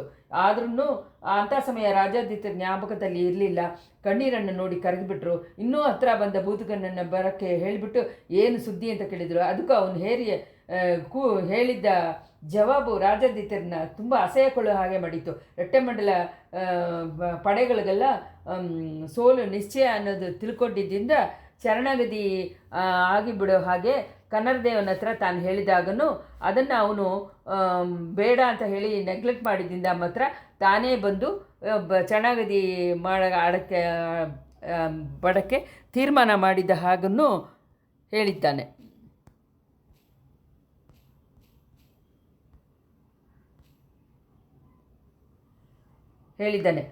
ಅಂಥ ನೀಚನನ್ನು ತಾವು ತಮ್ಮ ಪಾರ್ಟಿನಲ್ಲಿ ಸೇರಿಸ್ಕೊಳ್ಳೋಕೆ ಆಗಲ್ಲ ಅಂತಲೂ ತಿರ್ಗಾ ಹೋಗೋ ಹಾಗೇನು ಹೇಳ್ತಾ ಇರುವಾಗಲೇ ಬೂದುಗನ್ ಕಣ್ಣು ಮುಚ್ಚಿ ತೆಗೆಯೋ ಒಳಗೆ ಅಂಥ ಭಯಂಕರವಾದ ಸಂಚನ್ನು ಮಾಡಿಬಿಟ್ಟ. ಮರೆಯಾಗಿಟ್ಟಿದ್ದರಿಂದ ವಿಲ್ಲನ್ನು ಧನುಸನ್ನು ಎತ್ಕೊಂಡು ಆ ವಿಲ್ಲಲ್ಲಿ ಹಾಕಿ ಅದನ್ನು ಹಾಕಿಬಿಟ್ಟ. ಅದು ಬಂದು ಅಂದ್ಕೊಳ್ಳದೇ ಇರುವ ಸಮಯ ರಾಜಾದಿತ್ಯರನ್ನ ಎದೆಯಲ್ಲಿ ಹಾರಿದ ತಕ್ಷಣ ಅವರಂಗೆ ಜಾರಿ ಬಿದ್ದರು. ಇಂಥ ಒಂದು ವಂಚನೆಯನ್ನು ಯಾರೂ ಎದುರು ನೋಡಿಲ್ಲ. ಸುತ್ತಲೂ ನಿಂತಿದ್ದ ಸೇನಾನಿಗಳು ಏನಾಯಿತು ಅಂತ ಅನ್ನೋದೇ ಸ್ವಲ್ಪ ಹೊತ್ತು ತಿಳ್ಕೊಂಡಿಲ್ಲ. ರಾಜಾದಿತ್ಯರು ಬೂದುಗನನ್ನು ತಿರ್ಗಾ ಹೋಗೋ ಹಾಗೆ ಆಜ್ಞೆ ಮಾಡಿದ್ದು ಮಾತ್ರ ಅವ್ರ ಕಿವಿಯಲ್ಲಿ ಬಿದ್ದಿತ್ತು. ತಕ್ಷಣ ಬೂದುಗ ತನ್ನ ಆನೆಯನ್ನು ಓಡಿಸ್ಕೊಂಡು ಓಡಿ ಹೋದ. ರಾಜಾದಿತ್ಯರ ಆನೆ ಮೇಲಿಂದ ಹಾಗೆ ಮರಣ ಕೊಂಡಿದ್ರು ಅಂತ ಸುದ್ದಿ ಹೇಳಿದ ತಕ್ಷಣ ನಮ್ಮ ಸೈನಿಕರು ಎಲ್ಲರೂ ತಲೆಯ ಮೇಲೆ ಪಿಡುಗು ಬಿದ್ದಾಗೆ ಅನ್ಕೊಂಡ್ಬಿಟ್ರು. ಅಂತಹ ದೊಡ್ಡ ವಿಚಾರದಿಂದ ಯುದ್ಧವನ್ನೇ ಮರೆತು ನಿಂತುಬಿಟ್ರು. ಚಿಕ್ಕ ರಾಜಗಳು, ದಳಪತಿಗಳು, ಪಡೆ ವೀರರುಗಳು ಎಲ್ಲರೂ ಹೇಳಬೇಕು ಅಂತ ಗೊತ್ತಿಲ್ಲದೆ ಏನೇನೋ ಹೇಳಕ್ಕೆ ಶುರು ಮಾಡಿಬಿಟ್ರು. ಅಂಥ ಪರಿಸ್ಥಿತಿಯಲ್ಲಿ ಅವ್ರಗಳ ಕೈ ಮೇಲೆ ಆಗಿದ್ದಲ್ಲಿ ಆಶ್ಚರ್ಯ ಇಲ್ವಲ್ವ. ಸ್ವಲ್ಪ ಹೊತ್ತಿಗಲ್ಲ ನಮ್ಮ ಸೈನ್ಯ ಹಿಂದೆ ಬರಬೇಕಾದ ಅವಶ್ಯಕತೆ ಬಂದ್ಬಿಡ್ತು. ಓಡೋರನ್ನು ನೋಡಿದರೆ ಅದನ್ನು ಓಡಿಸೋದು ತಾನೇ ಎಲ್ರಿಗೂ ಸುಲಭ ತಾನೆ. ಆ ಥರ ಓಡಿ ಬಂದವ್ರುಗಳು ನಾನು ಒಬ್ಬ. ಈ ಕಡಿಲೆ ನದಿ ಹತ್ತಿರ ಬಂದಿದ್ದ ತಕ್ಷಣ ಕೂಡ ಆ ವೈರಿಗಳ ಸೈನ್ಯ ಬಂದುಬಿಡ್ತು. ಇಲ್ಲಿ ಬಂದ ಮೇಲೇ ನಾವು ಪ್ರಜ್ಞೆ ಬಂದು ಹಿಂತಿರುಗಿ ನೋಡಿದ್ದೀವಿ. ಆ ವೈರಿಗಳನ್ನು ತಡಿಸಿ ನಿಲ್ಲಿಸ್ತೀವಿ.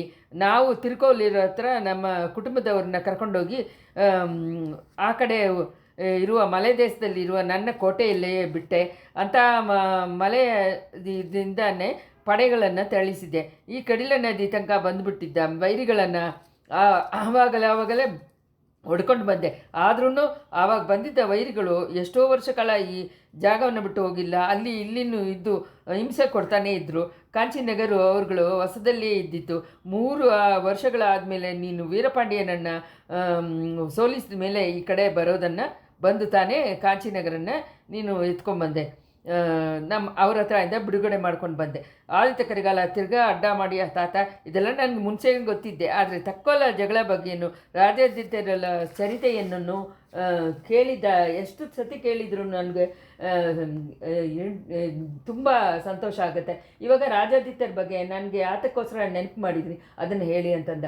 ಮಗು, ಈ ದೊಡ್ಡ ಅಜ್ಜ ರಾಜಾದಿತ್ಯರು ಚೋಳ ಸಾಮ್ರಾಜ್ಯವನ್ನು ಲಂಕೆಯಿಂದ ಗಂಗೆ ನದಿ ತನಕ ವಿಸ್ತೀರ್ಣ ಮಾಡೋಕ್ಕೆ ಆಸೆಕೊಂಡಿದ್ರು. ಆ ಆಸೆ ನೆರವೇರಿದನೇ ಉಸಿರು ಬಿಟ್ಟರು. ಅವನು ಹಾಗೆ ಇರುವ ಮಹಾವೀರ ನನ್ನ ಮೊಮ್ಮಗ ಆದಿತ್ಯ ಕರಿಗಾಲ ಅಂತ ನಾಡು ನಗರವೆಲ್ಲ ಮಾತಾಡಿದೆ. ಅವರು ಸಾಧಿಸೋದಕ್ಕೆ ಅಂದ್ಕೊಂಡಿದ್ದ ಕಾರ್ಯವನ್ನು ನೀನು ಸಾಧಿಸ್ತೀಯಾ ಅಂತ ಹೇಳಿ ಈ ತಮಿಳಗ ಎಲ್ಲ ಜನಗಳು ಮಾತಾಡ್ತಾ ಇದ್ದಾರೆ. ಆದರೆ ರಾಜಾದಿತ್ಯರು ಹಾಗೆ ಇನ್ನೂ ವಂಚನೆಗೆ ಯಾಮಾರಿ ಹೋಗಬಾರ್ದು ಅನ್ನೋದಕ್ಕೋಸ್ಕರನೇ ಅವರ ಚರಿತೆಯನ್ನು ನಿನಗೆ ನೆನಪು ಮಾಡಿದೆ. ತಾತ, ನನ್ನ ದೊಡ್ಡಜ್ಜ ರಣರಂಗದಲ್ಲಿ ವೈರಿಗಳ ಸಂಚಿಂದ ಪ್ರಾಣ ಬಿಟ್ಟರು. ಅದನ್ನೇ ಇವಾಗ ನನಗೆ ಆತಕ್ಕೋಸ್ಕರ ನೆನಪು ಮಾಡ್ತಾ ಇದ್ದೀರಾ? ನಾನು ರಣರಂಗಕ್ಕೆ ಹೋಗ್ತಾ ಇಲ್ವಲ್ಲ, ನನ್ನನ್ನು ವಂಚನೆ ಮಾಡಿ ಕೂಡ ವೈರಿಗಳ ಮಧ್ಯದಲ್ಲಿ ಹೋಗ್ಲಿಲ್ವಾ? ನಮ್ಮ ತಂದೆಯನ್ನು ಅತ್ಯಂತ ಗೆಳೆಯರನ್ನು ನೋಡೋಕ್ಕೆ ತಾನೇ ಹೋಗ್ತಾ ಇದ್ದೀನಿ. ಅವ್ರುಗಳು ನನ್ನನ್ನು ಯಾವ ವಿಧದಲ್ಲಿ ಸಂಚು ಮಾಡುತ್ತಾರೆ ಅಂತ ಕೇಳಿದ ಆದಿತ್ಯ ಕರಿಗಾಲ. ಕೇಳು ಕರಿಗಾಲ, ವೈರಿಗಳು ತೊಳೆದ ನಮಸ್ಕಾರ ಮಾಡಿಕೊಂಡೇ ಬಂದು ಹತ್ತಿದ್ದ ಕಣ್ಣಿಂದನೂ ದೊಡ್ಡ ಆಯುಧ ಇರುತ್ತೆ ಅಂತ ಹೇಳಿ ತಿರುವಳ್ಳುವರು ಅಂತ ಹೇಳೋ ದೊಡ್ಡವರು ಹೊರಗಡೆ ಇರುವ ವೈರಿಕ್ಕಿಂತ ಒಳಗಡೆ ಇರುವ ವೈರಿನೇ ತುಂಬ ಕೆಟ್ಟವನು ಅಂತ ಹೇಳಿದ್ದಾರೆ. ವಾಳ್ಪೋಲ್ ಪಗೆಯವರೇ ಅಂಜುಗ ಕೇಳ್ಪೋಲ್ ಪಗೆಯವರ್ ತೊಡರ್ಬು ಅಂತ ಹೇಳಿ, ವಾಳಿನ ಹಾಗೆ ಹೊರಗಡೆನೇ ಕಾಣಿಸ್ಕೊಳ್ಳುವ ವೈರಿಗಳ ಹತ್ರ ಭಯ ಬೇಕಾಗಿಲ್ಲ, ಸ್ನೇಹಿತರಿಗಾಗೆ ನಡೆಸಿ ವೈರಿಗಳ ಹತ್ರ ಆ ಥರ ಇರುವ ವೈರಿಗಳ ಹತ್ರ ಭಯ ಪಡಬೇಕು ಅಂತ ಹೇಳಿದ್ದಾರೆ. ಮಗು, ಕೇಳಿರೋ ಹಾಗೆ ನಡೆಸುವ ವೈರಿಗಳ ಮಧ್ಯೆ ಇವಾಗ ನೀನು ಹೋಗ್ತಾ ಇದೆಯಾ? ನಾನು ಬೇಡ ಅಂತ ತಡಿಸಿ ಕೇಳದೆ ನೀನು ಹೋಗ್ತಾ ಇದೆಯಾ? ಏನೋ ರಾಜ್ಯ ಸಂಬಂಧವಾಗಿ ತಕರಾರು ಬಂದಿದ್ದ ಹಾಗೇನೋ ಅದನ್ನು ತೀರಿಸಿ ಇಡೋದಕ್ಕಾಗ ನಿನ್ನನ್ನು ಕಳಿಸ್ತಾರೆ.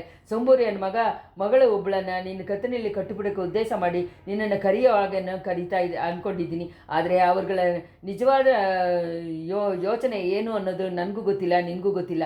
ನಿನಗೆ ಹೆಣ್ಣು ಕೊಡೋದಕ್ಕೆ ಅಂತ ಈ ಭಾರತ ದೇಶದಲ್ಲಿ ರಾಜಗಳು ಎಷ್ಟೋ ಜನ ಕಾಯ್ತಾ ಇದ್ದಾರೆ. ಈ ಸಂಬೋರಿಯ ಮಗಳು ತಾನೇ ಬೇಕು ಅನ್ನೋದಿಲ್ಲ. ರಾಜ್ಯವನ್ನು ನಿನಗೆ ಮಧುರಾಂಧಂಗೆ ಅರ್ಧ ಅಂತ ಹೇಳಿ ಬೇರೆ ಮಾಡಿ ಕೊಟ್ಟು ಸಮಾಧಾನ ಮಾಡ್ತಾ ಇದ್ದಾರೆ ಅಂತ ಹೇಳಿ ಕೇಳ್ತಾ ಇದ್ದೀನಿ. ಅದರಲ್ಲಿ ಏನು ಸಂಚಿದೆಯೋ ಯಾರಿಗೆ ಗೊತ್ತು?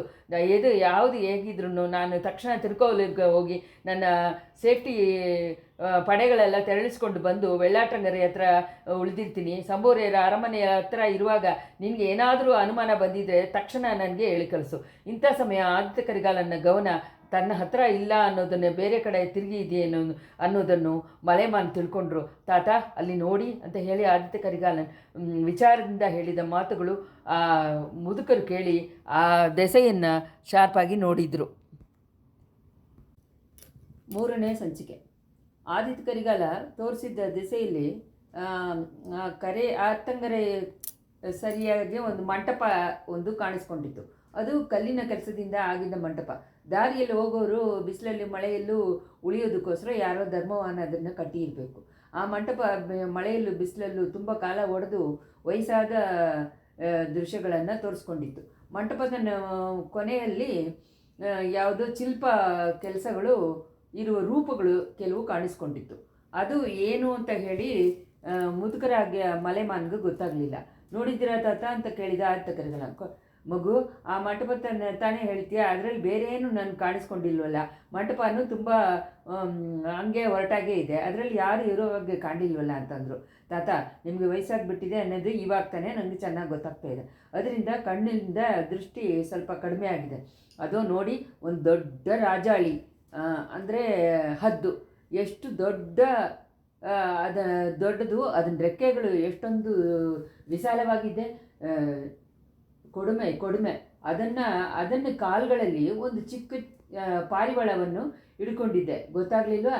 ರಾಜಾಳಿನ ಗಟ್ಟಿಯಾದ ಇರುವ ಒಗುರುಗಳು ಕಿತ್ತುಕೊಂಡು ಆ ಪಾರಿವಾಳವನ್ನು ರಕ್ತ ಕೆಳಗಡೆ ಹಾರ್ತಾ ಇದೆಯಲ್ಲ, ಗೊತ್ತಾಗ್ತಾ ಇಲ್ಲ. ದೇವರೇ, ಇದೇನು ವಿಂತೆ! ಅದನ್ನು ನೋಡಿ. ಇನ್ನೊಂದು ಪಾರಿವಾಳ ನೋಡಿ ತಾತ, ಆ ಭಯಂಕರವಾದ ರಾಜಾಳಿಯನ್ನು ಪಕ್ಕದಲ್ಲೇ ಸುತ್ತುತ್ತಾ ಇದೆ. ಆ ರಾಜಾಳಿ ಹತ್ರ ಹೆಂಗೆ ಕೇಳ್ತಾ ಇದೆ. ರಾಜಾಳಿನ ಕಾಲ್ಗಳಲ್ಲಿ ಸಿಕ್ಕಾಕೊಂಡಿರುವ ಪಾರಿವಾಳ ಅದನ್ನು ಲವರ್ ಆಗಿರಬೇಕು. ಆ ಲವರ್ಗೆ ಪ್ರಾಣ ಭಿಕ್ಷೆ ಕೊಡೋ ಹಾಗೆ ಅದು ಕೇಳ್ತಾ ಇದೆ. ತಾತ, ಆ ಪಾರಿವಾಳ ಎಷ್ಟೊಂದು ಕೇಳ್ಕೊತಾ ಇದೆ. ಆ ರಾಜಾಳಿ ಹತ್ರ ಜಗಳಕ್ಕೆ ಹೋಗ್ತಾ ಇದೆಯಾ? ರೆಕ್ಕೆಯನ್ನು ಹೊಡ್ಕೊಂಡಿರೋದನ್ನು ನೋಡಿದರೆ ಜಗಳಕ್ಕೆ ಹೋಗೋ ಥರ ಅನಿಸುತ್ತೆ. ದೇವರೇ, ಆ ಹೆಣ್ಣು ಪಾರಿವಾಳಗೆ ಏನು ಧೈರ್ಯ ನೋಡಿ, ಆ ರಾಜಾಳಿ ಜೊತೆ ಜಗಳಕ್ಕೆ ಹೋಗ್ತಾ ಇದ್ದೆ. ಪ್ರಿಯನನ್ನು ಉಸಿರನ್ನು ಕಾಪಾಡೋದಕ್ಕೋಸ್ಕರ ಆ ಭಯಂಕರವಾದ ರಾಕ್ಷಸನ ಜೊತೆ ಹೋರಾಡಕ್ಕೆ ಹೋಗ್ತಾ ಇದೆ. ತಾತ, ರಾಜಾಳಿ ಮನಸ್ಸು ಕರಗತ್ತೆ ಅಂತ ಅಂದ್ಕೊಂಡಿದ್ದೀರಾ? ಕರಗಲ್ಲ, ಒಂದು ದಿವಸನೂ ಕರಗಲ್ಲ. ಈ ಥರ ಎಷ್ಟೊಂದೋ ಪಾರಿವಾಳಗಳನ್ನು ಅದು ಕೊಂದು ಸಾಯಿಸಿ ತಿಂದು ಕೊಬ್ಬೇಕಿದೆ. ಚಂಡಾಳ ರಾಜಾಳಿನೇ, ಇದು ನಿನ್ನನ್ನು ಕೊಂದಾಕ್ಬಿಡ್ತೀನಿ ಅಂತ ಹೇಳ್ಕೊಂಡೆ. ಆದಿತ್ಯ ಕರಿಗಾಲನ ಪಕ್ಕದಲ್ಲಿ ಇದ್ದಿದ್ದ ಒಂದು ದೊಡ್ಡ ಕಲ್ಲನ್ನು ಎತ್ತು ಬೀಸಿ ಹಾಕಿದ್ದ. ಆ ಕಲ್ಲು ಮಂಟಪವನ್ನು ಹೋಗಿ ಸೇರಿ ಅದನ್ನು ಒಂದು ಕೊನೆಯಲ್ಲಿ ಬಿದ್ದು ಕೆಳಗಡೆ ಬಿದ್ದಿತ್ತು, ಪಟ್ಟು ಕೆಳಗಡೆ ಬಿದ್ದಿತ್ತು. ಆದಿತ್ಯ ಕರಿಗಾಲ ರಾಕ್ಷಸ ನಿನಗೆ ಚೆನ್ನಾಗಿ ಬೇಕು ಅಂತ ಹೇಳಿಬಿಟ್ಟು ಹಂಗೆ ಜೋರಾಗಿ ನಗ್ದ ಭಯಂಕರವಾಗಿ. ಮೊಮ್ಮಗನ ಚಿತ್ತ ಸ್ವಾಧೀನದ ಬಗ್ಗೆ ಮೊದಲೇ ಮುದುಕರಿಗೆ ಸ್ವಲ್ಪ ಅನುಮಾನ ಇತ್ತು, ಅದು ಇವಾಗ ಇನ್ನೂ ಜಾಸ್ತಿ ಆಗೋಯಿತು. ತಾತ ಯಾಕೆ ನನ್ನನ್ನೀಗ ನೋಡ್ತಾ ಇದ್ದೀರಾ, ಮಂಟಪದ ಹತ್ತಿರ ಅಲ್ಲಿ ಹೋಗಿ ನೋಡಿ ಅಂತ ಹೇಳಿದ ಕರಿಗಾಲ. ಆ ಥರನೇ ಮಲೆಮಾನು ಮಂಟಪದ ಹತ್ತಿರ ಹೋಗಿ ಕರಿಗಾಲ ಕಲ್ಲು ಬಿದ್ದಿದ್ದ ಜಾಗವನ್ನು ಶಾರ್ಪಾಗಿ ನೋಡಿದ್ರು. ಅಲ್ಲಿ ಒಂದು ಶಿಲ್ಪ ಕಾಣಿಸ್ಕೊಂಡಿತ್ತು. ಆ ಶಿಲ್ಪದಲ್ಲಿ ರಾಜಾಳಿ ಒಂದು ತನ್ನ ಕಾಲ ಉಗುರಲ್ಲಿ ಒಂದು ಪಾರಿವಾಳವನ್ನು ಎತ್ಕೊಂಡು ಹಾರಿಕೊಂಡಿರೋ ಹಾಗೆ, ಇನ್ನೊಂದು ಕಡೆ ಇನ್ನೊಂದು ಪಾರಿವಾಳ ರಾಜಾಳಿ ಮೇಲೆ ಕೋಪದಿಂದ ಹಾರಕ್ಕೆ ಹೋಗೋ ಥರ ತದ್ರೂಪವಾಗಿ ಸೃಷ್ಟಿ ಮಾಡಿತ್ತು. ಮಲೆಮಾನ್ ತಿರ್ಗಾ ಬಂದು, ಮಗು ನನಗೆ ವಯಸ್ಸಾಗ್ಬಿಟ್ಟಿದೆ ಅನ್ನೋದು ನಿಜಾನೇ, ಕಣ್ಣು ಮುಂಚೆ ಹಾಗೆ ಶಾರ್ಪಾಗಿಲ್ಲ. ಹತ್ರ ಹೋಗಿ ನೋಡಿದ ಮೇಲೇ ಗೊತ್ತಾಯಿತು, ಒಳ್ಳೆ ಕೆಲಸ ಮಾಡಿದ್ದಾರೆ, ಇದು ಒಳ್ಳೆ ಕೆಲಸನ. ಶಿಲ್ಪ ಎಷ್ಟು ಅದ್ಭುತ ಅಂತ ಹೇಳಿ ತಾತ ಮಹೇಂದ್ರ ವರ್ಮರು ಮಾಮಲ್ಲ ಕಾಲದಿಂದ ಈ ಶಿಲ್ಪ ಚಕ್ರವರ್ತಿ ಯಾರೋ ಒಬ್ಬನು ಇದನ್ನು ಮಾಡಿರಬೇಕು. ಮೊದಲು ನೋಡಿದ ತಕ್ಷಣ ನಿಜವಾಗ್ಲೇ ನಡೆಯೋ ಹಾಗೆ ನನಗೆ ಅನಿಸ್ಬಿಡ್ತು ಅಂತ ಹೇಳಿದ ಕರಿಗಾಲ. ಆದಿತ್ಯ, ಅದ್ಭುತ ಅಂದರೆ ಅದು ಕಲ್ಲಲ್ಲಿ ಮಾತ್ರ ಇಲ್ಲ, ನಿನ್ನ ಕಣ್ಣಲ್ಲಿ ಇದೆ, ನಿನ್ನ ಮನಸ್ಸೊಳಗೆ ಏನಿದೆ. ಆ ದಾರಿಯಿಂದ ನೀನು ಎಷ್ಟೊಂದೋ ಪ್ರಯಾಣಿಗಳು ದಿವಸ ಹೋಗ್ತಾ ಇದ್ದಾರೆ. ಅವ್ರುಗಳಲ್ಲಿ ಮುಕ್ಕಾಲು ಜನ ಈ ಥರ ಶಿಲ್ಪ ಅದ್ಭುತವನ್ನು ನೋಡಿ ಕೂಡ ಇರಲ್ಲ. ಇನ್ನು ಕೆಲವರು ನೋಡ್ದ ಹಾಗೆ ಹೋಗ್ಬಿಡ್ತಾರೆ. ನಿನ್ನ ಹಾಗೆ ಒಬ್ಬರಿಬ್ಬರೇ ಆ ಶಿಲ್ಪವನ್ನು ನೋಡಿ ಇಷ್ಟೊಂದು ಆಶ್ಚರ್ಯ ಪಡ್ತಾರೆ. ನಾನೇನು ಆಶ್ಚರ್ಯ ಪಡಲಿಲ್ಲ ತಾತ, ಕೋಪ ಪಡ್ತಾ ಇದ್ದೀನಿ. ಆ ಶಿಲ್ಪವನ್ನು ಈವಾಗಲೇ ಒಡೆದು ತಳ್ಳಿಬಿಡಬೇಕು ಅಂತ ನನಗೆ ಅಹಂಕಾರ ಬರ್ತಾ ಇದೆ. ಇಷ್ಟೊಂದು ಕೊಟೂರವಾದ ಶಿಲ್ಪವನ್ನು ಸೃಷ್ಟಿ ಮಾಡಿದವನ್ನ ಹೆಚ್ಚಾಗಿ ಹೊಗಳಿ ನೀವು ಮಾತಾಡೋದು ಕೂಡ ನನಗೆ ಇಷ್ಟ ಆಗಲಿಲ್ಲ. ಕರಿಗಾಲ, ಇದೇನು ನಿಂತೆ, ನಿನ್ನ ವಜ್ರವಾದ ಹೃದಯ ಇವಾಗ ಯಾವಾಗ ಎಷ್ಟೊಂದು ಕರಗೋಗ್ಬಿಟ್ಟಿದೆ. ರಾಜಾಳಿ ಇದು ಪಾರಿವಾಳವನ್ನು ಕೊಂದು ತಿನ್ನೋದು ಅದನ್ನ ಸ್ವಭಾವ. ಸಿಂಗರಾಜ ಆ ಮೇಕೆ ಹತ್ರ ಹೋಗಿ ಕರಗೋದ್ರೆ ಆ ಸಿಂಗರಾಜ ಅಲ್ಲ, ಅದನ್ನು ಮೇಕೆಯಾಗೇ ಇರಬೇಕು, ಆಗ್ಬಿಡುತ್ತೆ. ಸಿಂಹಾಸನದಲ್ಲಿ ಕೂತಿದ್ದು ರಾಜ್ಯ ಆಳಕ್ಕೆ ಆಸೆಪಡೋರು ವೈರಿಗಳನ್ನು ಚರ್ಚಗಾರಗಳನ್ನು ಕೊಂದು ತಾನೇ ಆಗಬೇಕು. ಚಕ್ರವರ್ತಿಯ ಇದ್ದು ಲೋಕವನ್ನು ಒಂದು ಕೆಳಗಡೆ ಆಳಕ್ಕೆ ಹುಟ್ಟಿದವರು ವೈರಿಗಳನ್ನು ಕೊಂದು ತಾನೇ ತೀರಬೇಕು. ರಾಜಾಳಿ ಪಾರಿವಾಳವನ್ನು ಕೊಲ್ಲದೇ ಇದ್ದರೆ ಅದು ರಾಜಾಳಿಯಾಗಿ ಇರೋಕ್ಕಾಗತ್ತಾ? ಇದ್ರ ಬಗ್ಗೆ ಯಾಕೆ ನಿನಗೆ ಇಷ್ಟೊಂದು ಕಲಕ ಅಂತ ಹೇಳಿದರು ಮಲೆಮಾನ್. ತಾತ, ನೀವು ಹೇಳೋದೆಲ್ಲ ಸರಿಯೇ, ಆದರೆ ಆ ಹೆಣ್ಣು ಪಾರಿವಾಳ ಹಿಂಗೆ ಒದ್ದಾಡೋದನ್ನು ನೋಡಿದ ಮೇಲೆ ರಾಜಾಳಿಗೆ ಸ್ವಲ್ಪನಾದರೂ ಮನಸ್ಸು ಕರಗಬೇಡವ? ಹೆಣ್ಣಿಗೆ ಇದು ಮಾಡಿ ಕರೆಗೆ ಆ ಆ ಗಂಡಸನ್ನು ಬಿಡುಗಡೆ ಮಾಡಬೇಡವ? ಅಯ್ಯ, ನೀವೇ ಹೇಳಿ. ನಿಮ್ಮ ವೈರಿ ಒಬ್ಬ ನೀವು ಕೊಲ್ಲಕ್ಕೆ ಹೋಗೋ ಸಮಯದಲ್ಲಿ ಅವನ ಪ್ರಿಯಳು ಅಡ್ಡ ಬಂದು ಗಂಡನಿಗೆ ಅಂತ ಉಸಿರು ಭಿಕ್ಷೆ ಕೇಳಿದರೆ ಏನು ಮಾಡ್ತೀರಾ? ಆವಾಗ ನಿಮ್ಮ ಮನಸ್ಸು ಕರಗದೇ ಇರುತ್ತಾ ಅಂತ ಕರಿಗಾಲನ ಕೇಳಿದ್ರು. ಆ ಥರ ಒಂದು ಹೆಣ್ಣು ಅಡ್ಡ ಬಂದರೆ ಅವಳನ್ನು ನನ್ನ ಎಡಗಾಲಿಯಿಂದ ಒದ್ದು ಬಿಟ್ಟು ನನ್ನ ವೈರಿಯನ್ನು ಕೊಲ್ತೀನಿ. ಕರಿಗಾಲ, ಅದ್ರ ಬಗ್ಗೆ ಅನುಮಾನನೇ ಇಲ್ಲ. ವೈರಿಗಳು ನಮಸ್ಕಾರ ಮಾಡಿದ ಕೈಯಲ್ಲಿ ಕೂಡ ಆಯುಧವನ್ನು ಇಟ್ಟಿರ್ತಾರೆ. ಅವ್ರುಗಳು ಹತ್ತಿದ್ದ ಕಣ್ಣೀರಲ್ಲೂ ಆಯುಧ ಇರುತ್ತೆ ಅಂತ ಹೇಳಿ ಒಳ್ಳೆಯವರು ಹೇಳಿದ್ದಾರೆ. ಗಂಡಸರ ಕಣ್ಣೀರಿಗಿಂತ ಹೆಂಗಸರ ಕಣ್ಣೀರು ಅಪಾಯಕರವಾದ್ದು. ಯಾಕೆಂದರೆ ಹೆಣ್ಣುಗಳು ಕಣ್ಣೀರಿಗೆ ಕರಗೋಗೋ ಶಕ್ತಿ ಜಾಸ್ತಿ ಉಂಟು. ಆ ಥರ ಮನಸ್ಸನ್ನು ಕರಗಿಸಿಬಿಟ್ಬಿಟ್ರೆ ಈ ಲೋಕದಲ್ಲಿ ದೊಡ್ಡ ಕಾರ್ಯ ಯಾವುದನ್ನು ಸಾಧಿಸೋಕ್ಕಾಗಲ್ಲ. ಅದರಲ್ಲಿ ಅವನು ಹೆಣ್ಣುಗಳಲ್ಲಿ ಕೇಡುಕೆಟ್ಟವನಾಗಿರ್ತಾನೆ. ತಾತ, ಇದೇನು ಹೆಣ್ಣುಗಳ ಬಗ್ಗೆ ಯಾಕೆ ನೀವು ಇಷ್ಟೊಂದು ಕಮ್ಮಿಯಾಗಿ ಮಾತಾಡ್ತೀರಾ? ಹೆಣ್ಮಕ್ಳ ಬಗ್ಗೆ ಕಮ್ಮಿಯಾಗಿ ಮಾಡೋದು ನನ್ನ ಅಮ್ಮನನ್ನು ಅವಮಾನ ಮಾಡೋ ಥರ ಆಗತ್ತೆ. ಮಗು ಕೇಳು, ನಿನ್ನ ಅಮ್ಮನ ಹತ್ರ ನಾನು ಇಟ್ಟಿದ್ದ ಪ್ರೀತಿಗೆ ಈ ಲೋಕದಲ್ಲಿ ಈಕ್ವಲ್ ಆಗಿ ಏನೂ ಇಲ್ಲ. ನನಗೆ 6 ಗಂಡು ಮಕ್ಕಳು ಹುಟ್ಟಿದ್ರು. ಭೀಮನನ್ನು ಅರ್ಜುನನನ್ನು ಒತ್ತಿದ್ದ ವೀರರುಗಳಾಗಿ ಬೆಳೆದರು. ಅಷ್ಟು ಜನವನ್ನು ಯುದ್ಧಗಳಲ್ಲಿ ನಾನು ಬಲಿ ಕೊಟ್ಬಿಟ್ಟೆ. ಅವರುಗಳು ಸತ್ತಿದ್ದ ಸುದ್ದಿ ಬಂದಾಗೆಲ್ಲ ನಾನು ಕಷ್ಟಪಟ್ಟಿಲ್ಲ. ಆದರೆ ನಿಮ್ಮ ತಾಯಾರನ್ನು ಮದುವೆ ಮಾಡಿಕೊಂಡು ಕೊಟ್ಟು ಕಳಿಸಿದಾಗ ಅವಳು ಸಾಮ್ರಾಜ್ಯ ಸಿಂಹಾಸನದಲ್ಲಿ ಕೂತ್ಕೊಳ್ತಾಳೆ ಅಂತ ಗೊತ್ತಿದ್ದನು ನನ್ನ ಮನಸ್ಸು ಪಟ್ಟಿದ್ದ ವೇದನೆಯನ್ನು ಹೇಳೋಕ್ಕಾಗಲ್ಲ. ಆದರೆ ಆ ವೇದನೆಯನ್ನು ಹೊರಗಡೆ ತೋರಿಸ್ಕೊಂಡ ಇಲ್ಲ. ಅವಳ ತಾನೇ ಕೇಳಿದಿನ ಅದನ್ನೂ ಇಲ್ಲ. ನಿನ್ನ ಅಮ್ಮನನ್ನು ಮದುವೆ ಮಾಡಿ ಕೊಡೋದಕ್ಕೆ ಮುಂದಿನ ದಿನ ಅವಳೆ ಬೇರೆ ಕರ್ಕೊಂಡೋಗಿ ಏನು ಹೇಳಿದೆ ಗೊತ್ತಾ? ಕೇಳು ಕರಿಗಾಲ, ಮಗಳೇ, ಈ ರಾಜ್ಯವನ್ನೇ ಇದಾಗುವಾಗ ಆ, ಆಳ ದೊಡ್ಡ ರಾಜನನ್ನ ನೀನು ಮದುವೆ ಮಾಡ್ಕೊತಾ ಇದೀಯ, ಅದಕ್ಕೆ ಅಂತ ಗರ್ವ ಕೊಳ್ಳಬೇಡ. ಮನ್ಮಥನ ಹೊತ್ತ ಸುಂದರ ಪುರುಷನ ನೀನು ಮದುವೆ ಮಾಡ್ಕೋತೀಯ, ಅದರಿಂದಾನು ನೀನು ಗರ್ವ ಕೊಳ್ಳಬೇಡ. ಅಷ್ಟೊಂದು ಹೊಗಳೋಕೆ ಇದ್ದ ಗಂಡನನ್ನು ನೀನು ಮದುವೆ ಮಾಡ್ಕೊಳ್ಳೋದ್ರಿಂದ ನಿನಗೆ ಕಷ್ಟ ತಾನೇ ಜಾಸ್ತಿ ಇರುತ್ತೆ. ನಿಮ್ಮ ಅರಮನೆಯಲ್ಲಿ ಕೆಲಸ ಮಾಡೋ ಕೆಲಸದ ಹುಡುಗಿಯರು ಎಲ್ಲರೂ ನಿನ್ನ ಬಗ್ಗೆ ನಿನ್ನಕ್ಕಿಂತ ಸಂತೋಷವಾಗಿರ್ತಾರೆ. ದುಃಖ ಪಡೋದಕ್ಕೂ ವೇದನೆ ಪಡೋದಕ್ಕೂ ನಿನ್ನನ್ನು ನೀನು ಆಯುಧ ಮಾಡ್ಕೊ. ನಿನ್ನ ಮಕ್ಕಳು ಹುಟ್ಟದೇ ಇದ್ದರೆ ನಿನ್ನ ಗಂಡ ಬೇರೆ ಸ್ತ್ರೀಗಳನ್ನು ಖಂಡಿತ ಮದುವೆ ಮಾಡ್ಕೊತಾನೆ. ಅದನ್ನು ನೆನೆಸ್ಕೊಂಡು ನೀನು ವೇದನೆ ಪಡಬಾರ್ದು. ನಿನಗೆ ಮಕ್ಕಳು ಹುಟ್ಟಿದರೆ ಅವ್ರುಗಳನ್ನ ವೀರ ಮಕ್ಕಳಾಗಿ ಬೆಳೆಸಬೇಕು. ಅವರುಗಳು ರಣರಂಗದಲ್ಲಿ ಪ್ರಾಣ ಬಿಟ್ಟಿರುವ ಸುದ್ದಿ ಕೇಳಿದರೆ ಒಂದು ತೊಟ್ಟು ಕಣ್ಣೀರು ಕೂಡ ಬಿಡಬಾರ್ದು. ನಿನ್ನ ಗಂಡ ಸಂತೋಷವಾಗಿದ್ದರೆ ನೀನು ಸಂತೋಷವಾಗಿರು. ನಿನ್ನ ಗಂಡ ದುಃಖವಾಗಿದ್ದರೆ ನೀನು ಅವನ್ನ ಸಂತೋಷಪಡಿಸೋಕೆ ನೋಡು. ನಿನ್ನ ಪತಿಗೆ ಕಾಯಿಲೆ ಬಿದ್ದರೆ ನೀ ಅವನಿಗೆ ಸೇವೆ ಮಾಡು. ನಿನ್ನ ಗಂಡ ಸತ್ತೋದ್ರೆ ನೀನು ಅವನ ಜೊತೆ ಸತ್ತೋಗ್ಬಿಡು. ನಿನ್ನ ಮನಸ್ಸಿನಲ್ಲಿ ರಕ್ತ ಹಾರಿ ಬಂದ್ರೂ ನಿನ್ನ ಕಣ್ಣುಗಳಲ್ಲಿ ಮಾತ್ರ ಕಣ್ಣೀರು ಬೀಳಬಾರ್ದು. ಮಲೈಮಾನ್ ವಂಶದಲ್ಲಿ ಹೆಣ್ಣು ಮಕ್ಕಳು ಕುಲಾಚಾರ ಇದು ಅಂತ ಹೇಳಿ ಈ ಥರ ನಿಮ್ಮ ಅಮ್ಮನಿಗೆ ಬುದ್ಧಿವಾದ ಹೇಳಿದೆ. ಆ ಥರನೇ ಅಮ್ಮ ಇಷ್ಟು ತನಕ ನಡೆದು ಬಂದಿದ್ದಾಳೆ, ನಡೆದೂ ಬರ್ತಾ ಇದ್ದಾಳೆ. ಕಡಿಗಾಲ ನಿನ್ನ ಸೋದರನನ್ನು ತುಂಬ ದೊಡ್ಡ ವೀರಗಳಾಗಿ ಬೆಳೆಸಿ ಬಂದಿದ್ದಾಳೆ. ನಿನ್ನ ತಂದೆ ಕಾಯಿಲೆ ಬಿದ್ದ ಮೇಲೆ ರಾತ್ರಿ ಹಗಲು ಅವ್ರ ಪಕ್ಕದಲ್ಲಿ ಇದ್ದು ಅವಳೇ ಎಲ್ಲ ಸೇವೆಗಳನ್ನು ಮಾಡಿ ಬರ್ತಾ ಇದ್ದಾಳೆ. ನಿಮ್ಮ ಅಮ್ಮನನ್ನು ನನ್ನ ಮಗಳಾಗೆ ಹೆತ್ತಿದ್ದನ್ನು ಅಂದ್ಕೊಳ್ಳುವಾಗೆಲ್ಲ ನನ್ನ ಹೆಗಲು ಎಲ್ಲ ತುಂಬ ಹುಕ್ಕಿತಾ ಇದೆ ಅಂತ ಹೇಳ್ದ ಮಲೈಮಾನ್. ತಾತ, ನನ್ನ ತಾಯಿನ ನೆನೆಸ್ಕೊಳ್ಳುವಾಗ ನಾನು ಕೊಳ್ಳುವ ಹೆಮ್ಮೆಗೂ ಒಂದು ಕಮ್ಮಿ ಇಲ್ಲ. ಆದರೆ ಒಂದು ಕೇಳ್ತಾ ಇದ್ದೀನಿ ಹೇಳಿ, ನನ್ನ ತಂದೆಯನ್ನು ಕೆಟ್ಟ ವೈರಿ ಒಬ್ಬನು, ಅವರನ್ನು ಕೊಲ್ಲುವುದಕ್ಕೆ ಕತ್ತಿನ ಎತ್ಕೊಂಡು ಬರೋದು ಹಾಗೆ ಇಟ್ಕೊಳ್ಳಿ. ನನ್ನಮ್ಮ ಆವಾಗ ಏನು ಮಾಡ್ತಾರೆ, ಮುಂಚೆ ನಿಂದು ಕಣ್ಣೀರು ಹಾಕಿ ನನ್ನ ಗಂಡನನ್ನು ಕಾಪಾಡು ಅಂತ ಹೇಳಿ ಆ ವೈರಿಯನ್ನು ಬೇಡ್ಕೋತಾಳೆ. ಮುಖ್ಯವಾಗಿ ಆ ಥರ ಬರುವ ವೈರಿ ನನ್ನ ತಾಯಿಗೆ ಗೊತ್ತಿರೋನಾಗಿ ಇದ್ದುಬಿಟ್ರೆ, ಮಗು ನಿನ್ನ ತಾಯಿ ಒಂದು ದಿವಸನೂ ಆ ಥರ ವೈರಿ ಹತ್ರ ಪ್ರಾಣ ಭಿಕ್ಷೆ ಕೇಳಲ್ಲ.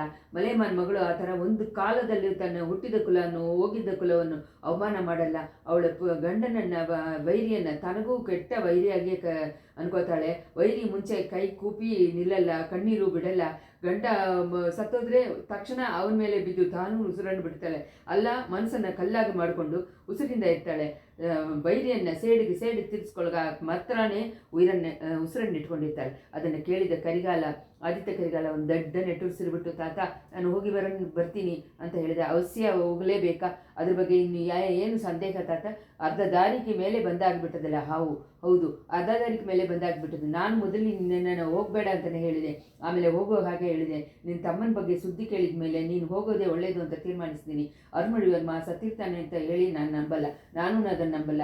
ನಿನ್ನ ತಂದೆಯನ್ನು ಚಿಕ್ಕ ಪ್ರಾಯದಲ್ಲಿ ಕೆಲವು ಕಾಲ ಅವರು ಇರೋ ಜಾಗ ಗೊತ್ತಿಲ್ಲದೆ ಇತ್ತು.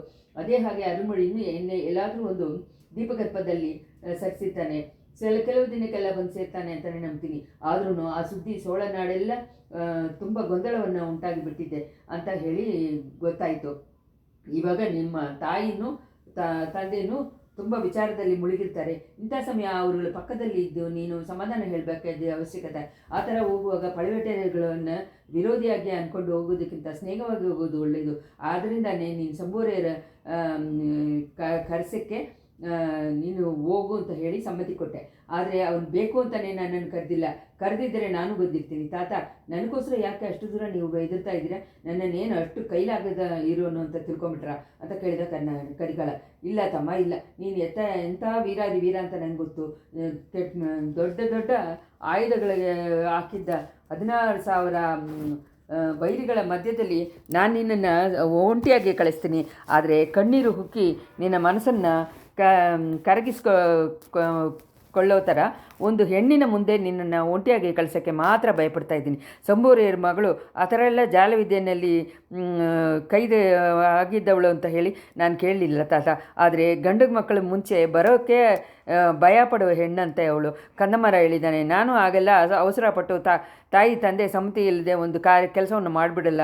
ನಿಮ್ಮ ಹಳೆಯ ಕುಲದಲ್ಲಿ ಹುಟ್ಟಿದ್ದ 2 ಹೆಣ್ಮಕ್ಕಳು ಇನ್ನೂ ಮದುವೆಯಾಗದೇ ಇದ್ದಾರೆ ಅನ್ನೋದನ್ನು ನನಗೆ ಚೆನ್ನಾಗಿ ಗೊತ್ತು ಆದಿತ್ಯ. ಅದ್ರ ಬಗ್ಗೆ ಚಿಂತನೆಯೇ ನನಗಿಲ್ಲ. ನನ್ನ ದೊಡ್ಡ ಮಗನ ಹೆಣ್ಣು ಮಕ್ಕಳು ಇಬ್ಬರೂ ಮದುವೆ ಪ್ರಾಯ ಬಂದವರು ಇದ್ದಾರೆ ತಾನೆ, ಆದರೆ ಅವರುಗಳನ್ನು ನಿನ್ನ ಕತ್ತಲ್ಲಿ ಕಟ್ಟುವ ಯೋಚನೆ ನನಗೆ ಸ್ವಲ್ಪನೇ ಇಲ್ಲ. ಮೊದಲೇ ಸೊಳೆನಾಡಿನ ಚಿಕ್ಕರಾಜಗಳು ಎಲ್ಲರೂ ನನ್ನ ಮೇಲೆ ಹೊಟ್ಟೆಯುರಿ ಪಟ್ಟುಕೊಂಡು ಸೇಡು ತೀರಿಸ್ಕೊಳ್ಳೋಕ್ಕೆ ನೋಡ್ತಾ ಇದ್ದಾರೆ. ಇದನ್ನು ಬೇರೆ ಸೇರಿಬಿಟ್ರೆ ಕೇಳಲೇಬೇಕಾಗಿಲ್ಲ. ಅದಾದಮೇಲೆ ಸಂಬೋರೆಯರ ಮಗಳ ನೆನೆ ನೀ ಕಟ್ಟಿಕೊಂಡ್ರೆ ನಾನು ಹೆಂಗೋ ತೃಪ್ತಿ ಆಗ್ತೀನಿ. ನನಗೋ ವಯಸ್ಸು ಜಾಸ್ತಿ ಆಗಿಬಿಟ್ಟಿದೆ, ಮೈಯೆಲ್ಲ ಸೋತೋಗ್ಬಿಟ್ಟಿದೆ, ಕೆಲವು ಸಮಯ ಮನಸ್ಸನ್ನು ಕರಗಿಬಿಡುತ್ತೆ. ಇನ್ನೂ ನನ್ನ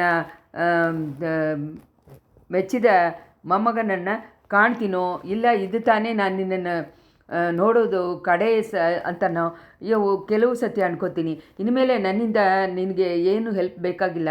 ಹೊಸ ಸ್ನೇಹಿತರುಗಳು ಕೆಲವರು ನಿನಗೆ ಅವಶ್ಯ ಬೇಕು. ನಿನ್ನ ವಿಷಯದಲ್ಲಿ ಶ್ರದ್ಧೆ ಕೊಳ್ಳக்கூடிಯವ್ರುಗಳು ಬೇಕು. ಆದ್ದರಿಂದ ಸಂಬೋರೆಯರ ಮಗಳನ್ನು ನೀನು ಮದುವೆ ಮಾಡಿಕೊಂಡ್ರೆ ನಾನು ನಿಜವಾಗ್ಲೂ ಸಂತೋಷನೇ ಪಡ್ತೀನಿ. ತಾತ, ನಿಮ್ಮ ಸಂತೋಷಕ್ಕಾಗೂ ಕೂಡ ಅದನ್ನು ನಾನು ಮಾಡಲ್ಲ. ಸಂಬೋರೆಯರ ಮಾಳಿಗೆಗೆ ನಾನು ಗೆಸ್ಟಾಗಿ ಹೋಗ್ತೀನಿ. ಅವರ ಸ್ನೇಹವನ್ನು ಇಷ್ಟಪಟ್ಟು ಅಲ್ಲ, ಅವ್ರ ಮಗಳನ್ನು ಮದುವೆ ಮಾಡ್ಕೊಳ್ಳೋಕ್ಕೂ ಅಲ್ಲ. ನೀವು ಅದ್ರ ಬಗ್ಗೆ ನೆಮ್ಮದಿಯಾಗಿರ್ಬೋದು. ಹಾಗಾದರೆ ಯಾತಕ್ಕೋಸ್ಕರ ಹೋಗ್ತೀಯ ಮಗು? ನನ್ನ ಹತ್ರ ನಿಜವನ್ನು ಹೇಳ್ಬಾರ್ದಾ? ನಿನ್ನ ಗೆಳೆಯರಿಬ್ಬರೂ ಮಾತಾಡ್ಕೊಂಡಿದ್ದಲ್ಲಿ ಕೆಲವು ಮಾತುಗಳು ನನ್ನ ಕಿವಿನಲ್ಲಿ ಬಿದ್ದಿತ್ತು. ದೊಡ್ಡ ಪಳುವೆಟೇರಿಯನ್ 60 ವಯಸ್ಸು ಆದಮೇಲೆ ಮದುವೆ ಮಾಡ್ಕೊಂಡೆ ಅಂತ ಆ ಮೋಗಿನಿ ಪಿಸಾಸು ನಿನಗೆ ಅಂತ ಪತ್ರ ಕಳಿಸಿದ್ದಾಳೆ ಅಂತನೂ, ಅದರಿಂದ ನೀನು ಕಡಂಬೂರು ಬರೋದಕ್ಕೆ ಸಮ್ಮತಿಸಿದೆಯಾ ಅಂತ ಹೇಳಿ ಅವ್ರಿಗೆ ಮಾತಾಡ್ಕೊಂಡ್ರು. ಅದು ನಿಜಾನಾ? ಹೌದು ತಾತ, ಅದು ನಿಜಾನೇ ಅಂತ ಅಂದಾಗ ಆಯ್ತ ಕರಿಗಲ್ಲ. ದೇವರೇ, ಇದು ಏನು ಕಾಲ ಕರಿಗಾಲ? ನಾನು ಹೇಳೋದನ್ನು ಕೇಳು. ನೀನು ಹುಟ್ಟಿದ ಸೋಳಕುಳ 2000 ವರ್ಷದಿಂದ ಬಾಳೆಯಿಂದ ಬಾಳೆಯಾಗಿ ಹಾಗೇ ಬಂದು ದೊಡ್ಡದಾಗಿ ಆಗಿದ್ದ ಕುಲ.